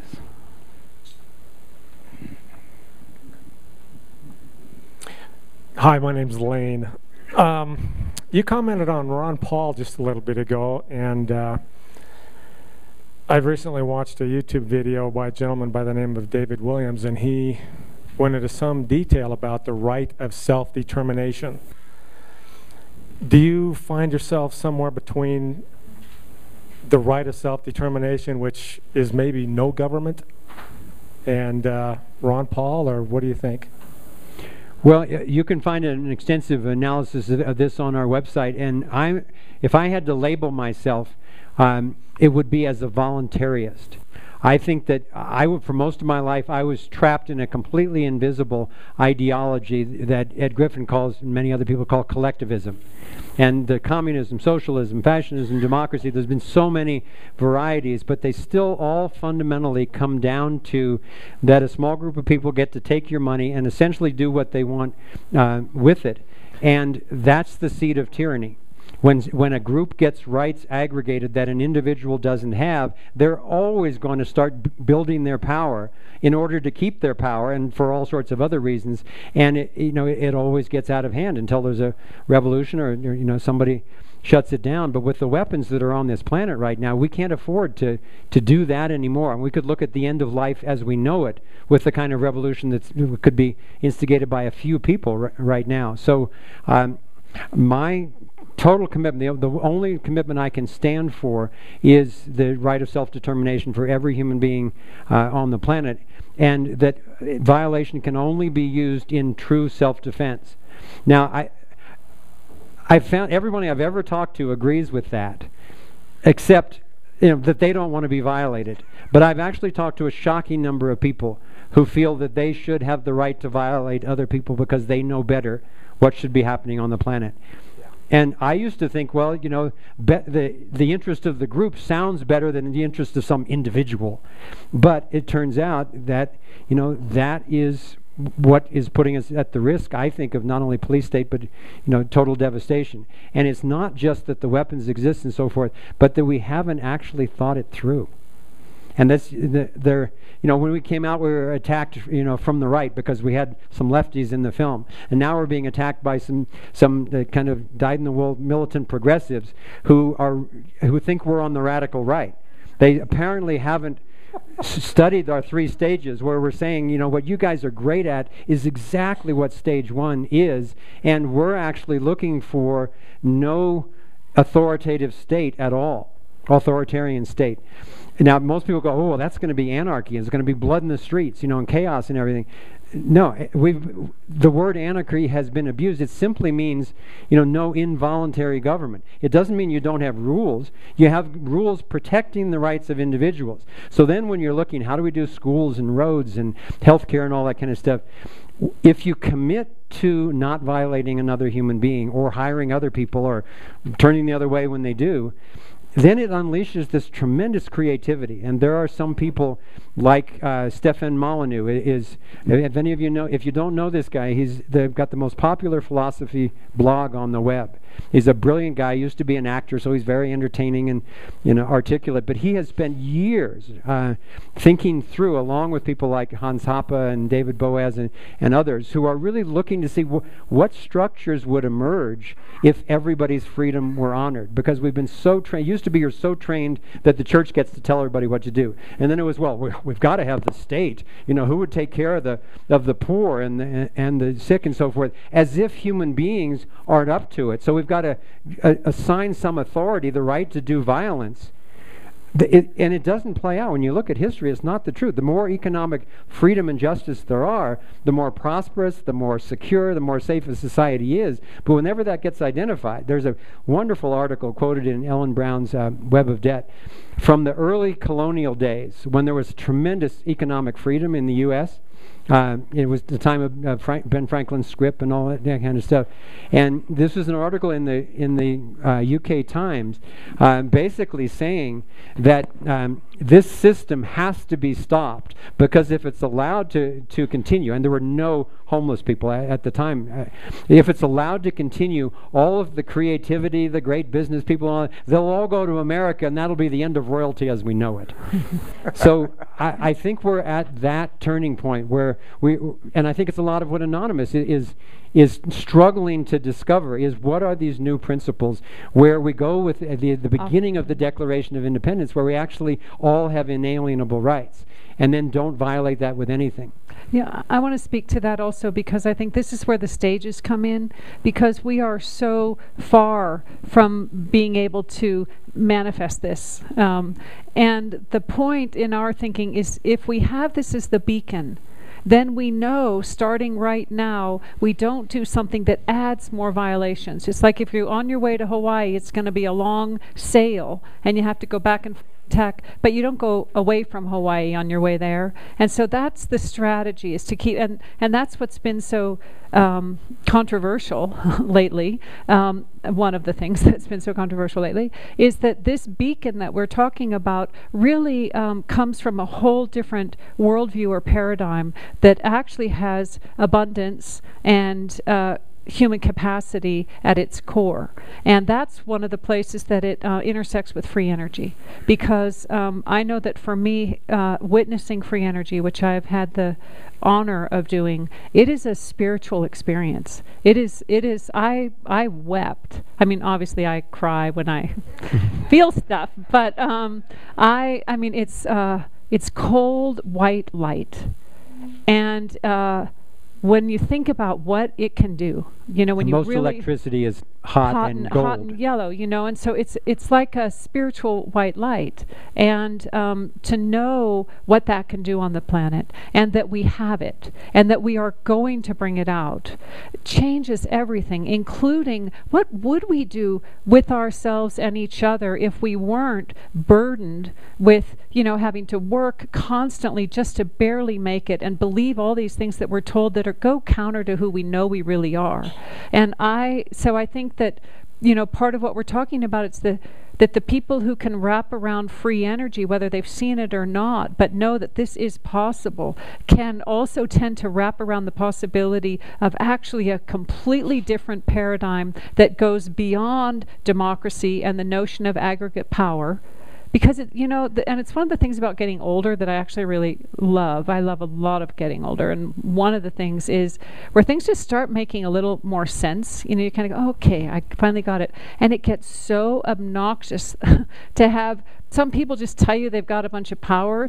It's just like, wait a minute, how did that happen? You know, stuff that when I was younger, I just kind of took it for granted. But now I'm like, wait a minute, how did you get the power to tell me that I have to vote on this thing that I think is actually fundamental? Or what about pollution? And the other thing I want to say about this beacon of liberty is that we don't have all the answers. One of the things that we have on the website is called Big Qs. And it's the things that, you know, in all of our research, just like really, we had full-time jobs and teams just like going for the questions that you kind of go, what happened to Building 7 anyway? Or, you know, who was on that board who ran this over here? You know, where instead of having to go, oh, well, I don't have time to research it, we just divvied it out and researched it and figured out how it all fit together. And there are some things that we don't know. You know, humanity hasn't done this before, hasn't actually evolved consciously now to the next phase where we need to be, and we don't know how everything's going to be situated, but one of the things to compare it to is how is it now? It's like, you know, when people talk about, oh, but the government, what would they do? It's like, yeah, let's look at what they're doing right now, and let's look at the history of how that's worked again and again. So instead of trying to compare it to perfection, let's compare it to where we are, and actually, again, this is where that same courage trajectory, push ourselves beyond what we've done and what we're comfortable with into a whole new way of thinking. And to me, one of the most exciting things about free energy is that, you know, science and religion tend to determine what a worldview in a culture is. And when the scientific paradigm shifts and you realize that we have infinite abundant energy available, then so many things that are tied to scarcity then can evaporate and give way to something new. And so that's how this, you know, how we were talking earlier, everything fits with everything, and you try to go in one sector and you end up coming out another. And that's where the infrastructure of free energy intersects with justice and governance and worldview. So anyway, that's my little extra piece on that.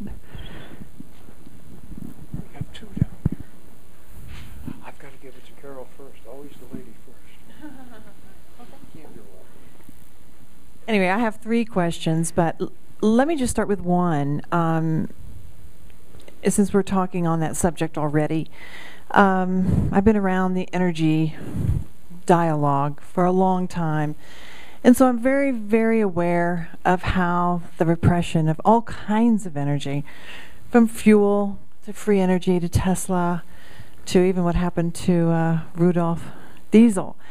Many, many years ago, how and of course, having known about all these things for so long, it's so frustrating. It's like, how are you planning to help these inventors with free energy get their inventions going up and running without getting collided by the powers or repressed by the powers that be and become a target? I'm very curious as to what your strategy is on that. Well, I mentioned some of them before, and part of it is that it won't be my strategy. It'll be multiple people, and it'll be multiple strategies, and it'll be all over the world, because this whole decentralization and honoring the creativity of you know, all different minds, I think, is an essential part of it. A key part of it is having enough money collected to get these people what they need, to have them have the labs they need, have the security in the labs that they need, have an education fund so that, you know, very credible people will be educated about these things, and they can all come forward at the same time and say, yeah, this stuff is real, and I've had these physicists and engineers and so forth check it out. And then to have, as I mentioned, to have a legal defense fund so frivolous lawsuits, you know, won't matter anymore. And then to have all sorts of clever media things. One of the things we did with the moth spray, we organized the phone tree, and if anybody's property was going to get raided to spray these toxins, the phone tree would immediately go into action. And the plan was everybody was going to dress up as formally as they could, or in, you know, costumes or whatever, bring all the media and bullhorns and everything that they could, and cell phones and all that, so we could do, you know, live streaming movies to all over, and we would record the event and show it to the world as it happened. So it's just getting more and more inhospitable to do these suppressions. And with critical mass actions, if we had, you know, 1 million people ready to show up at the right time, and you just let them know, and that's just the tip of the iceberg of the human creativity that is coming together all over the place with multiple strategies how to get this stuff out. Yeah. I want to say one thing to that too, because it is dangerous, and you know, that's one of the things that we deal with. And seriously, I mean, deeply and seriously, and I don't think that there's a way to say, oh, we've got that covered. You know, we don't. What we're going for is maximum transparency, to have the whole world watching. That's what we're trying to do, because there's no amount of secrecy that we can do. I mean, there is no such thing as privacy anymore, and we know that. You know, we stayed under the radar making the movie, and we were very fortunate to be able to do that. We took a lot of precautions to do that, and now we're out. And so you know, how do we do this? Our strategy is to just be have as many people know about it, and to do everything we could to validate this conversation. So in the top 10, you know, when I say bring this conversation out into the open, like that's a real request. Bring this conversation out in the open. Don't have this be a taboo subject. Sign up at thrivemovement.com and let people know. We've got, you know, when I can say in 5 months we've got over 3 million people who've seen it, and pretty soon it's going to be over 10 million, and then over 85 million.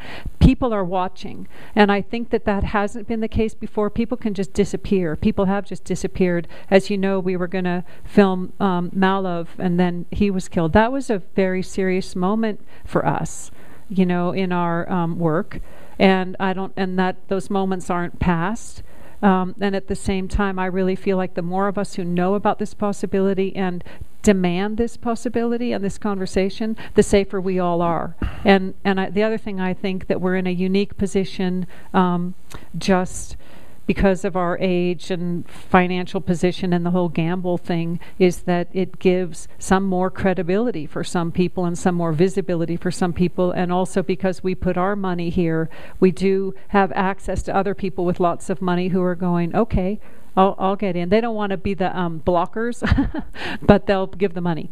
Yeah. I don't blame them, but and that's great. I appreciate. So I think that we're able to probably bring in more money into this than some other times, and also more transparency. So we sort of built this whole hub to make it happen at once. So that's our strategy, and obviously we're hoping for the best. Yeah. I'd like to answer one more thing just on another level, because we're talking on a very practical level, and we're going to be as practical as possible with this. And at the same time, we're being contacted by spiritual groups all over the world who are supporting what we're doing, and where the spiritual teachers, sometimes interdimensional guides or whatever, are validating the heavy information that we're bringing out and saying this is what everybody to know right now. It's not sufficient just to have your head in the clouds and focus on the 1,000-petal lotus and forget that your community is being raped. We've actually got to bring those two things together, and those kinds of dimensions as well, we're just being assured that the time is here for these technologies, and there are many light workers on all these different planes who are now supporting this coming out in a safe way. Yeah. Well, that's exciting, and that's very hopeful. And I think with being awake and having smart, realistic strategies and all the other things that you're implementing and the exposure, that's very exciting and very hopeful. And it gives me great hope. Thanks. My other two questions, I'll ask them very quickly. One is, you talked about the large corporations being subsidized. Is there a way that all of us can know about which corporations, or can we just assume that they all are? Yeah. I mean, it's just very interesting. It's most likely so. With practically any of these Fortune 500 companies, especially if they're doing business internationally, they are subsidized not out of the goodness of the taxpayer's heart, but in order to take over the economy of wherever it is that they're selling. You know, a good case study of that is Walmart. There was a documentary I remember watching on Walmart that described how the subsidies will work, where it can even be in terms of land use permits and various things like that get waived, that turn out to be millions of dollars here and millions of dollars there. So it can be hidden subsidies as well as overt ones. Anyway, but it's a good case. I know you could look it up on Walmart, and it's a good case study. There's a Better World Shoppers. Yeah. That's right. Oh, okay. I don't know if it talks specifically about subsidies. That is a good guide to responsible corporations. And I'll bet, I haven't done it, but I'll bet if you just did a search for Fortune 500 subsidies or something like that, somebody's done the work. It's amazing what's available, as you know. And one thing I'll mention is that if somebody hasn't done the work, you can actually earn a bachelor's or master's degree doing that work through thrivemovement.com, because Gaia University now makes it possible to earn academic credit, as does Wisdom University, for but Gaia is focused specifically on activism. So developing some of the solution strategies or the research that's needed, or how to translate what we did so thoroughly for America into what's happening in another country, all that now, and it's an international university, so you can get credit for doing that. Yeah, that's great. My last question was, could you elaborate a little bit on the organization of Anonymous? Probably, fortunately, I don't know much about the. Oh, you mean who their actual organization itself? Hardly anybody knows hardly anything, which is very intentional. I was talking with someone who is way more knowledgeable than me up in Taos, and he said it's now vast and growing in countries throughout the world, hundreds of thousands. He says, because they every week. Do you know Anonymous? It's hackers. Do you know that's how Anonymous is a group of. I know their group. That's all. Yeah, so it's a group of defenders of truth and free speech. And they also happen to be good at getting into other hacktivists. Yes, hacktivists. They're very skilled at getting into other people's computer systems if those organizations are suppressing the truth and free speech. So, for instance, when Julian Assange came out with the first WikiLeaks stuff, the government tried to get Visa and MasterCard, PayPal, and so forth to stop processing any contributions for WikiLeaks.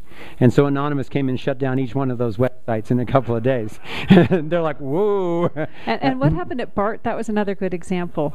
At the BART station in Oakland, I guess Oh yeah. There was a beating, I think it was. I'm not sure how accurate this is, but it's basically an anonymous kind of thing that they would do, and close to what they did. So there was a beating, I think, and people were recording it with their cell phones, and BART shut off cell reception so that they couldn't go ahead and show what was happening, and Anonymous shut down BART, like, fast. So they get, and they'll bring us, I'm sure they will help bring us back up if we get hit in some way. So they're just the kind of people you want on your team, and they have capacities that a lot of us don't have, and I'm very grateful for their bold courage, and they're willing to just say no. And they have various videos out, and it's radical. It's very radical stuff, but I think that these are radical times. That's the bottom line. And also, it gets into that tricky area of non-violation because, yes, the corporation is private and their computers are their property and so forth. But if they're out violating people, then this is protection against that violation, and that's what they're starting to wake up to. They're not going to get away with that. These corporations aren't getting away with this stuff anymore. At least we're moving in that direction very rapidly. Foster, would you care to hear a comment from online? There's a ton of people that are online making comments. Oh, yeah. And Steve is watching some of this. That would be fun. Great. Let's So open up the conversation. So if anybody that's watching the live stream on SantaFe.com, if you'd like to type in a comment or question, I will be able to read it to the Fosters. Gambles. To the Gambles. It's all right. Okay, so that's it? So I'll let you know if something comes across. Okay, good. Okay, great. Wonderful. And here's a question. Hi, my name is Vito Hemphill, and I'm wondering, how can you take this to the mainstream press? Like, Bill Maher seems like Bill Maher would be an obvious person for you to contact. Have you gone to the main press with what you have? We haven't yet, and I'll tell you, anybody who knows Bill Maher or Oprah or anyone else who wants to get this exposure there, that's fine, and we welcome that.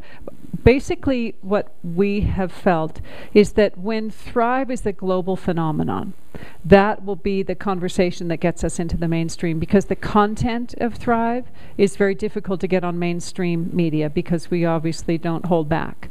But when 85 million people have seen Thrive, and we have these solution groups that are unstoppable, that are seated all over the place, that don't need us, but that are just happening, and that this has really sparked this self-creating movement, that conversation, we believe, will be mainstream newsworthy, and that it will happen. But we're just right now working on a grassroots level. That's where our heart is, and where we think this change is going to come from, and that out of this will come the opportunity to be there.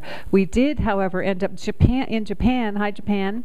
We have tremendous support, and we were on mainstream media mentioned in Japan this week as I think it was like #2 Amazon in Thrive Japan. is the #2 best-selling documentary on Amazon in Japan. Yeah, right now. So. Wow. Yeah, so that kind of stuff also works so that it can come from another country. The pressure builds, like if when we're on mainstream news in other countries, then that feeds back to getting on mainstream media here. One thing I have to say, though, as much as I'd like that to happen, I don't think we need it. You know, but no matter what happens, like luckily we didn't try to go for film festivals because we get turned down from film festivals all the time. And for saying they're not into, well, they don't want to talk about conspiracy and things like this. It's like, I thought this was a film festival, you know. But anyway, so we don't need anything besides people. You know, that's what Thrive needs. And we have been on some very big programs like Coast to Coast and Alex Jones and Natural News, and we just did some TV with Guy M up in Boulder a few days ago. Yeah. So a lot of people are hearing it, but the corporate media at this point is probably a little too threatened by, you know, their agenda is threatened by the things that we're saying. So it's not until we're really a phenomenon that could make them some money with a show that they would have us on. And I will say Thrive is available for free at thrivemovement.com, and having it spread is what we're counting on. So please, you know, spread Thrive, and then our strategy, since having it go free, and we do need to support this movement, is that if some percentage of people who see it then buy a DVD or donate, then we'll make it. So that's the way to go. But it's really boils down to people seeing this movie and then coming to the website and sharing what they know. And the DVDs will be available for sale if you want to take any with you when you go at the end of the night. My name is Jonathan Cruz, and when we are asking how we could most effectively organize, the most effective organizer in the universe is the universe. Yes. That universal intelligence looked to Mother Nature to see how she organizes systems. It was beautiful what you did with the torus, because it showed how, as part of natural law, free energy can be a part of that. But you can see this genius of organizing in so many different natural systems in the world. So if we're looking to take our cues from something, we are part of nature. Yes. And there's so much intelligence in natural law that if we keep referring back to that, we'll get our cues. Yeah. Yes, and that's one of the reasons why I think that this solutions model is so powerful, is that we spent all those years trying to figure out how to do biomimicry with this system. And so the structure of it is the vector equilibrium, which is the fundamental structure of space. And then the flow of it, of communication, is the toroidal flow. And it's also, you know, when you look at the kind of features of healthy living systems or of a sustainable system like that, there are things that you can model, you know, that it's balanced, that it has a way to self-reflect and self-correct and reflect, and innovate. It's born out of need. There are all of these actual features of healthy living systems that when you apply it to your social systems makes a whole lot of sense. And we've done that.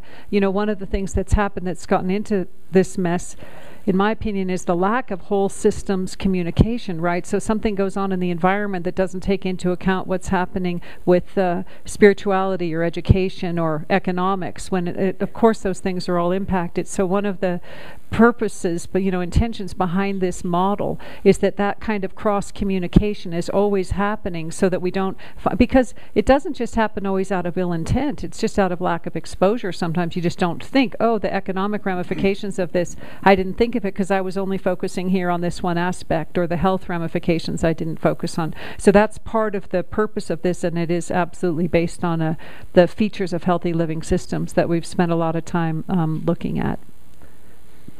We have a question from online.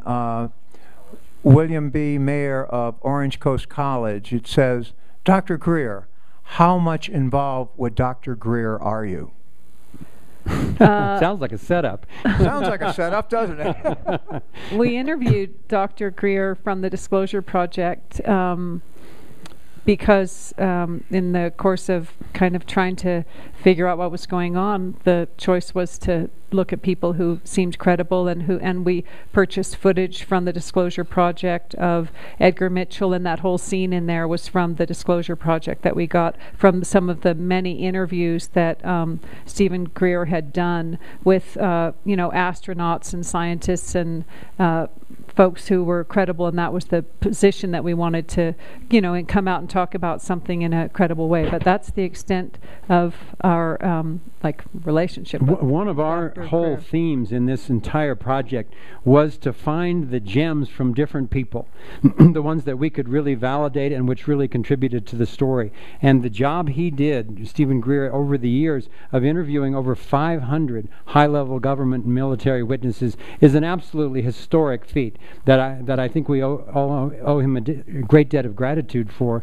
And he and James Gilliland and some others are now, and Barbara Marks Hubbard as well, are kind of helping people prepare to be initial contacts with extraterrestrials, interdimensional beings, whatever you want to call them. And both James Gilliland and Stephen Greer have been very effective at taking people who are really open to this and teaching them how to open their hearts, open their consciousness, and then go to places on the planet where there's a lot of activity. And the footage, if you can look at this stuff on YouTube, the footage is phenomenal of literally the conversation where they'll call in a ship and one or two will appear and they'll go, "Oh, give us a light show," and these lights start going and everything. But what I especially respect is that that's not just titillation. It's based on putting people through spiritual training to be humble enough to recognize that we're not alone in the universe, and to actually be a loving portal through which other communications are welcome if they're of a benevolent nature. Tallcat and I have been to Asidi, and it is amazing to see them come in from that mountain. Yeah. It really is.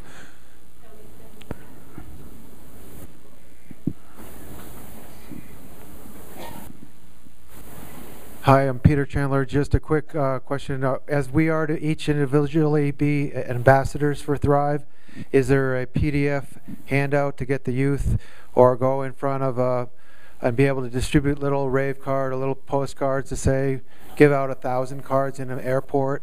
Is there something online to just be able to print PDF-wise a publication to just take that on my own, to just print 1,000 and go to an airport one day and say, hey, have you seen this? Have you seen this? That's a great question. I think it's got different aspects to it. First of all, we got to be very careful not to turn into some sort of Hare Krishna thing where people go, "Oh, there they are at the airport again."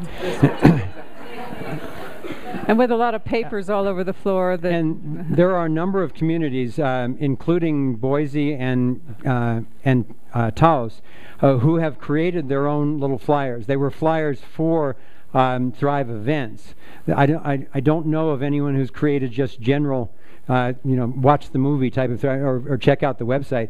I think it's a fantastic idea, and you're welcome to use. We've got in the press room on the website, we've got logos and that type of thing that you can use to do that. I would just ask that you be really sensitive to not invading people's privacy or being obnoxious, because it'll get in the way of the message. But thanks for being enthusiastic about spreading the word. And on the website, so you can just. Oh, she's starting to break in. Right. If people see the move, thrive.com, because of this whole array of support materials that we make available there, that's our preference, and because also it's a good place to then buy the DVD or make a donation, which we're counting on.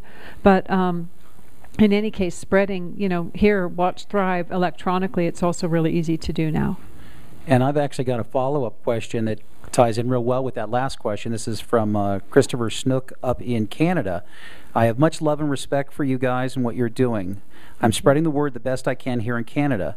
If you were to describe in one sentence of how I can tell people to watch the movie, how would you describe it without sounding crazy, as I want more people to see it? Boy, we've asked ourselves that a lot. My first response would be, don't tell them what to do. The second would be to tell them what it was like for you when you watched the movie, Mr. Snook. And then finally, either give them a website where they can go watch it for free, or give them a DVD. And then invite them to have a conversation after the movie. You know, you can come up with, you know, your elevator version, a one-liner of that it's a movie that really follows the money upstream to explore what's in the way of our thriving and what we can do about it. You know, you develop your own something like that. But then especially just share your experience of what it was like for you watching the film, because that's what'll intrigue them. And then, you know, don't try to coerce or bully or anything, but just invite them into, you know, a very, what you probably think is a very important and impactful experience. Yeah. Let us know how it goes. Yeah, and thank you. I want to say thanks for that, because again, the courage to share Thrive, I think it really truly does take courage to share Thrive. And I think that's the boldness that's required of us now. And I do think that it needs to come with the kind of humility that knows that, you know, not everybody's ready. And so to make it available and say this is something that I found really important, and I would love to have a conversation with you after you see it, and it's free, or here's the DVD, or however you do it.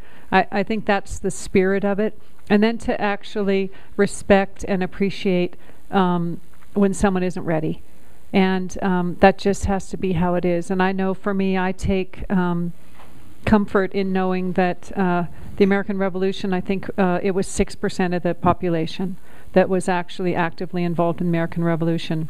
And I think it's Ken Wilber says it's 10% that can actually shift the dominant paradigm in a culture. So not everybody needs to get it. It's not everybody's, you know, role to be the early adopters. That's what's happening here. The people who are ready to go are the ones who are ready first. My personal purpose is to engage with early adopters. That's where I like to be. Let's make it happen. I'm not very patient or legislative in how I always think the only way I can deal with anything in the government is when I compare it to rock formation.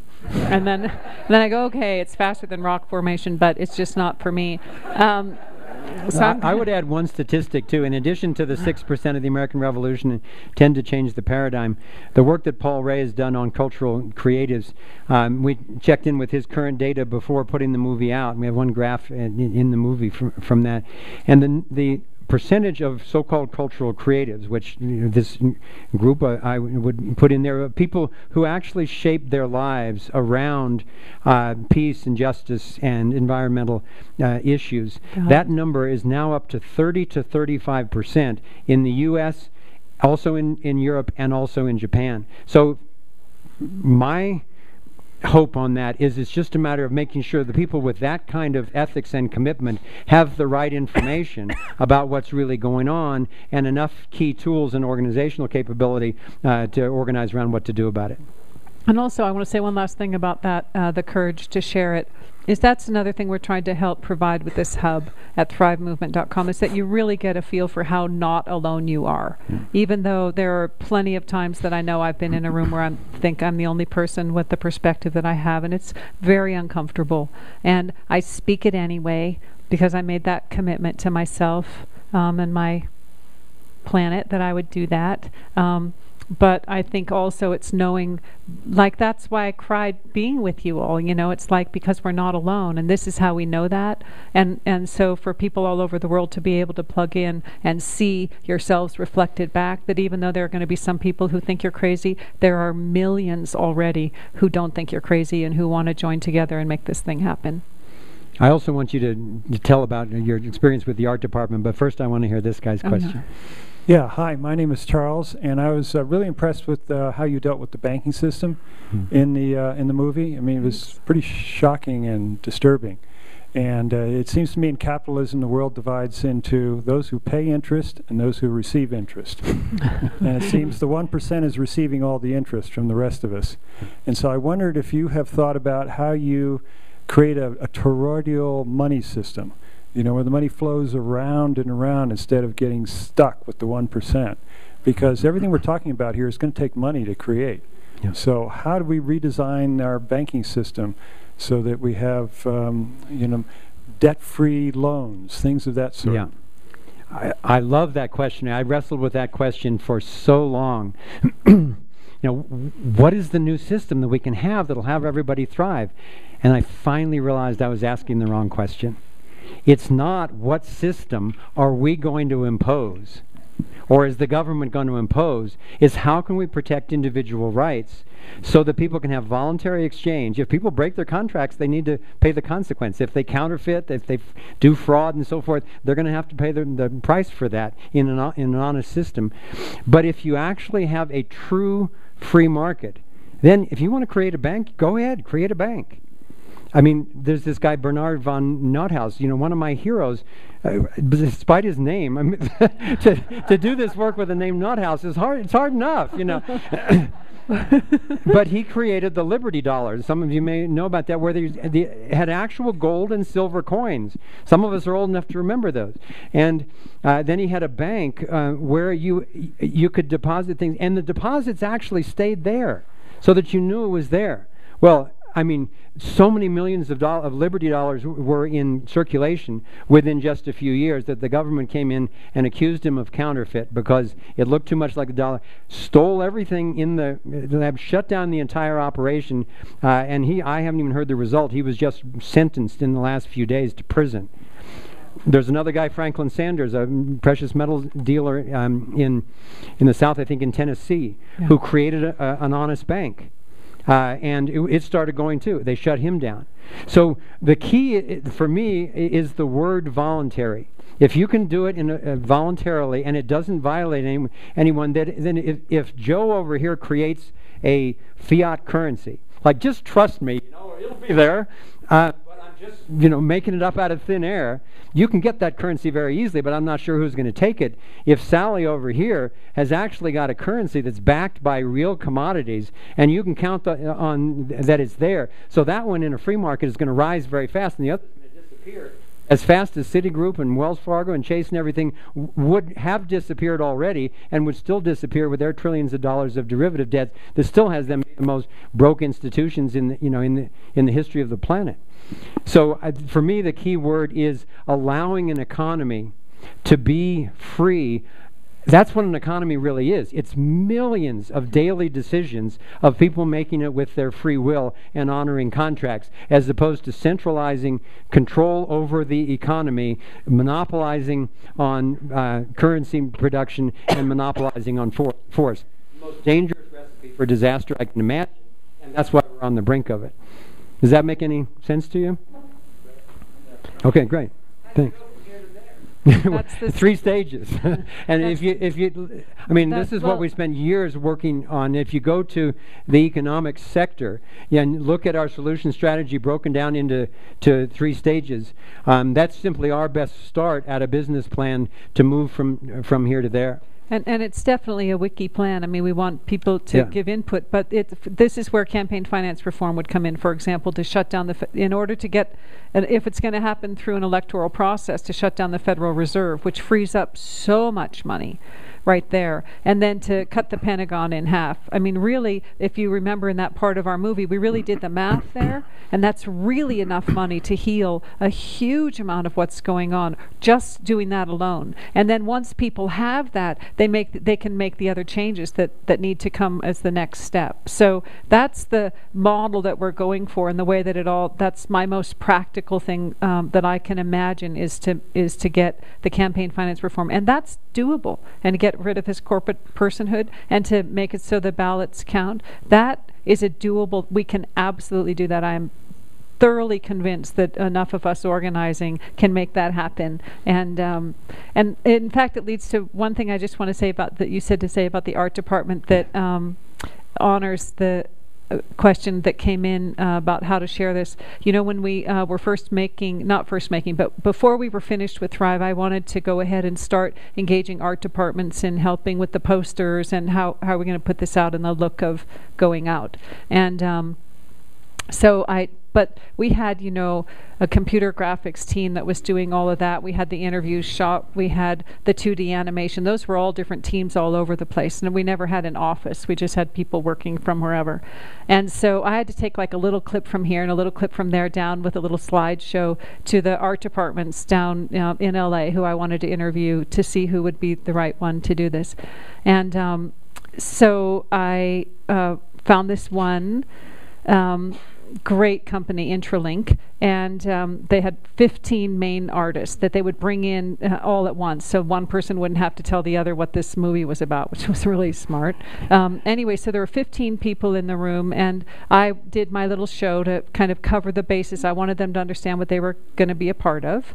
And at the end of the show, one person said, I've been really into crop circles for a long time. And somebody else said, my sister was healed with Rife technology. And somebody else said, I've been tracking this conspiracy. These folks had worked together for between 15 and 20 years, and they had never spoken to each other about these topics. And so you can't tell who knows and who's going to be available. I've really found that also, like the look of the people who are showing up. You wouldn't. It's not a look. You can't say it's young people, it's old people, it's all kinds of people are awake to this stuff. So you just like give it a go because it's amazing how many people know a little part of something that's in Thrive, and that is the portal in that they can then see, well, geez, I know that's true about the money system. I wonder if that's true then also about the rest of what we're saying. Or I know that's true about ET, so that might be true about the rest. Anyway, so that was my,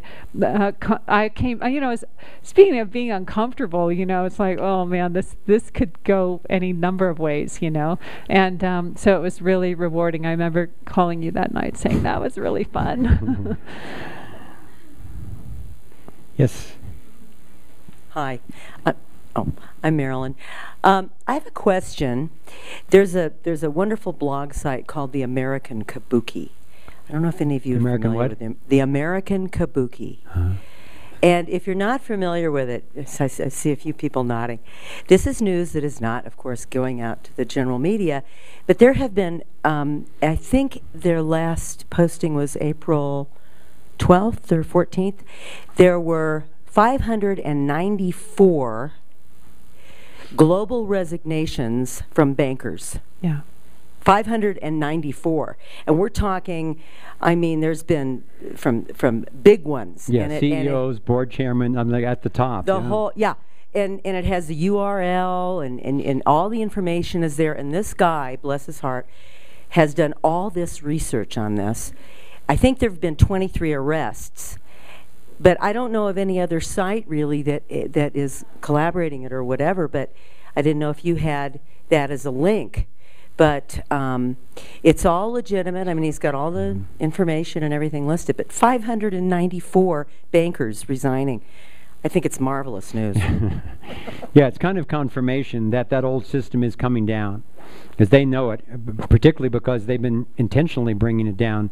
But I think they're taking the money and run. It's there's the rats leaving the ship, they're going into hiding and looking for a soft landing. I have heard some secondhand rumors that some of the elite banking families are looking for ways to actually orchestrate a soft landing and actually potentially give trillions back in one form or another in order to, I think, to be still kind of welcomed on the planet type of thing. I can't confirm that yet, but I've heard it from a number of sources. And if any of those of you are following, David Wilcock and James Fulford and the whole $1 trillion lawsuit and everything, there is a lot brewing behind closed doors right now. And not a lot of it has been confirmed with evidence, but as outrageous as these things sound to people who haven't been studying it, if you've been studying it, they actually make a lot of sense. So we live in really interesting times. And we've got the opportunity to actually rescue the direction that humanity is going. So, I think your grandchildren will have the opportunity to look back at what you all chose to do during this pivotal time. I don't know if there's been a time when human beings had the opportunity to make a bigger difference than right now. And so that's why we're especially grateful that you all are doing what you're doing, and turned out and took Thrive in and shared it with your friends the way you have been. And same thing for all these people listening from around the world. Yes, I thanks really for tuning in. That. Yeah. That's right. We are basically out of time. We'll have time for one more question. Okay. Are you good with it? Depends on the question. The foreclosure issue. That's a good question. So what can we do to help these families that are being screwed by the system and they're losing homes of 16, 25 years? Yeah. I lost my own home and they stole $100,000 of my equity in my home of 16 years. What can we do to help these families get their restitution or make them have other homes that they feel that they're not out in the cold? Yeah. Yeah. Oh, that one's really dear to my heart. Yeah. Not only were so many of the so-called liar loans and all that kind of thing, but the real shocker is that the bank never put anything up for the deal. So they're really all invalid. And there have actually been a few court cases won on that basis, but it's not anything that you can count on. I don't feel really up to date on the organizations that are doing it. I know Marcy Kaptur was active in Ohio, and there are a number of other organizations which are basically doing critical mass actions of gathering enough people in particular communities. I think the most obvious thing is to organize in your community enough people and simply say no. Just stay in your home and say no. But you got to have enough people to do it, because if you're doing that on your own and fighting against Citigroup or something like that, the chances aren't great. But I know that there is great activism going on around this. Have you looked into that some?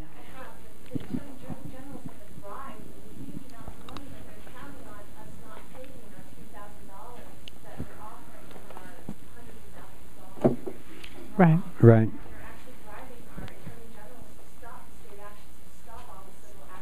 Sure. Same old, same old.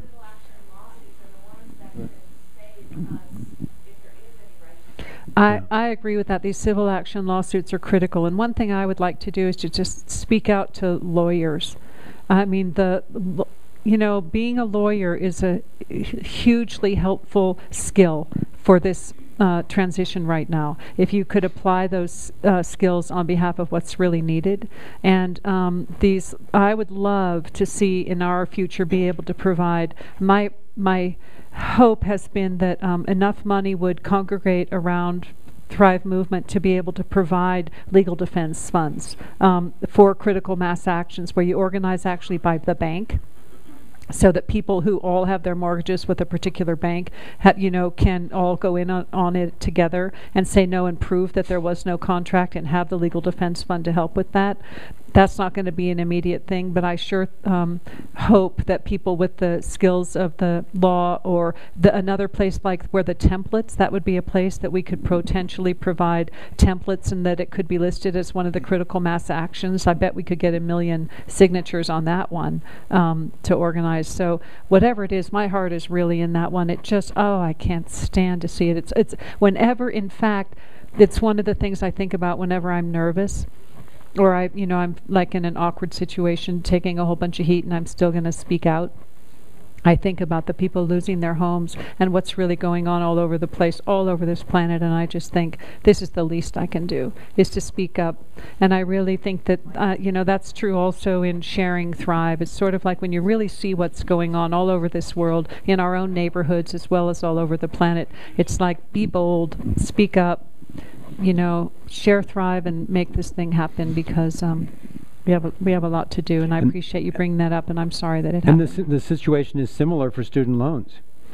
The student loan, I can't remember the exact statistics, but it's like bigger than all the like adult private loans now or something like that. And once again, the banks actually didn't put up anything. They just put, as David Icke says, figures on a screen. Yeah. And all of a sudden, these kids graduate from college with essentially a mortgage on their life. And it's really the same also for people who've been paying into Social Security, and there's no money left in Social Security. And ultimately, it's the same for taxes. They're all these huge Ponzi schemes. Madoff got caught, and they got, the one guy got a little bit of penalty, but meanwhile, all these other bankers are going stuff. But people are waking up and organizing, and anyone involved in any of those areas, and in the economics or justice area, as you are organizing by sectors, if you come up with useful sites or lawsuits or actions that are happening that are effective, let us know, and we'll post that. And that's the kind of information that also will go out through the entire network. As soon as anybody finds a best practice or something that's working, we share that with Occupy and these other groups, and that's about all I can offer right now. Okay, I lied. One more question. Okay. No, it was just to address this same issue. I've been working with it some for a while because personally facing foreclosure. There's a very good website called What Lies in Your Debt. Oh, great. Oh, that's Great nice. title. What Lies in Your Debt? And they're helping people all over the country how to fight back legally. Great. And with some very simple solutions and without charging a lot of money. So that's definitely worth checking out. Can you I know send there are other ones too. Can you send anybody who knows of any resources for this, please send it to info@thrivemovement.com. And we will publicize it because we have at least 40,000 new people come to the website every day, and it's really a good kind of visibility to get out. So let us know about these things and we'll link to them. Okay, I just want to give you a comment here. First of all, I'm watching this stream of questions here on the web, and it's really great, and comments and things. But first of all, Barbara McIntyre in Minnesota said, I've seen the movie twice and was so happy to see most of the dots being connected from my 40 years or more of open-minded inquiry. I'm aligned with the message and you're inviting an open presence. Thank you so much. I'm planning to have a special showing of 100 Thrive at my neighborhood theater here in Minnesota at the end of May and at the beginning of June. I'm attempting to engage 20 friends to help me make this happen. I'm planning to have an open forum after the show to have a discussion just like what you're doing here tonight. Would it be possible to have you both come? Which is a question you guys can address. But what I wanted to point that one out is now the discussion is happening between people, because then we've got Carly Cole answered, we're in Minnesota. I'm in South Minnesota, and I'm connecting the dots. I'm connecting more dots for sustainability. So there's inner questions happening. And then the last question that I will ask you here, and this is from Michael Joseph Kelly, and I'm not sure where they are. He's the CEO and chief engineer at Azoth Incorporated. I'd like to ask why Thomas Bearden and John Bedini, okay, two well-known and tireless inventors of free energy, weren't in the movie. Do you know of them? Yes, actually, John Bedini was in the movie. We can tell him to go back and look carefully in the movie, and you'll actually see his name, and he's we see him through the spokes of one of his giant wheel machines. And then there's a picture of him from 1974 as well, when he was first announcing that he was going to market free energy. And we tell the story of two thugs coming to his lab and literally slamming him up against the wall and said, "Don't you dare try to sell anything over unity."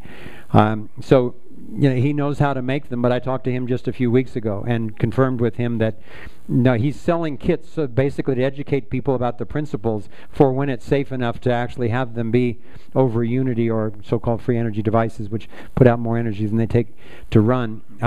But he's in the same situation. He knows how unsafe it is. Tom Bearden, I haven't met him personally. He's one of my heroes as both a scientist and an inventor. And he is former Navy or Army intelligence. So he knows a lot of what's been going on in these black ops projects, where they've got this technology. They've had it for years. That's how they know who to shut down. They know who's real and who's not. And they're keeping it from us.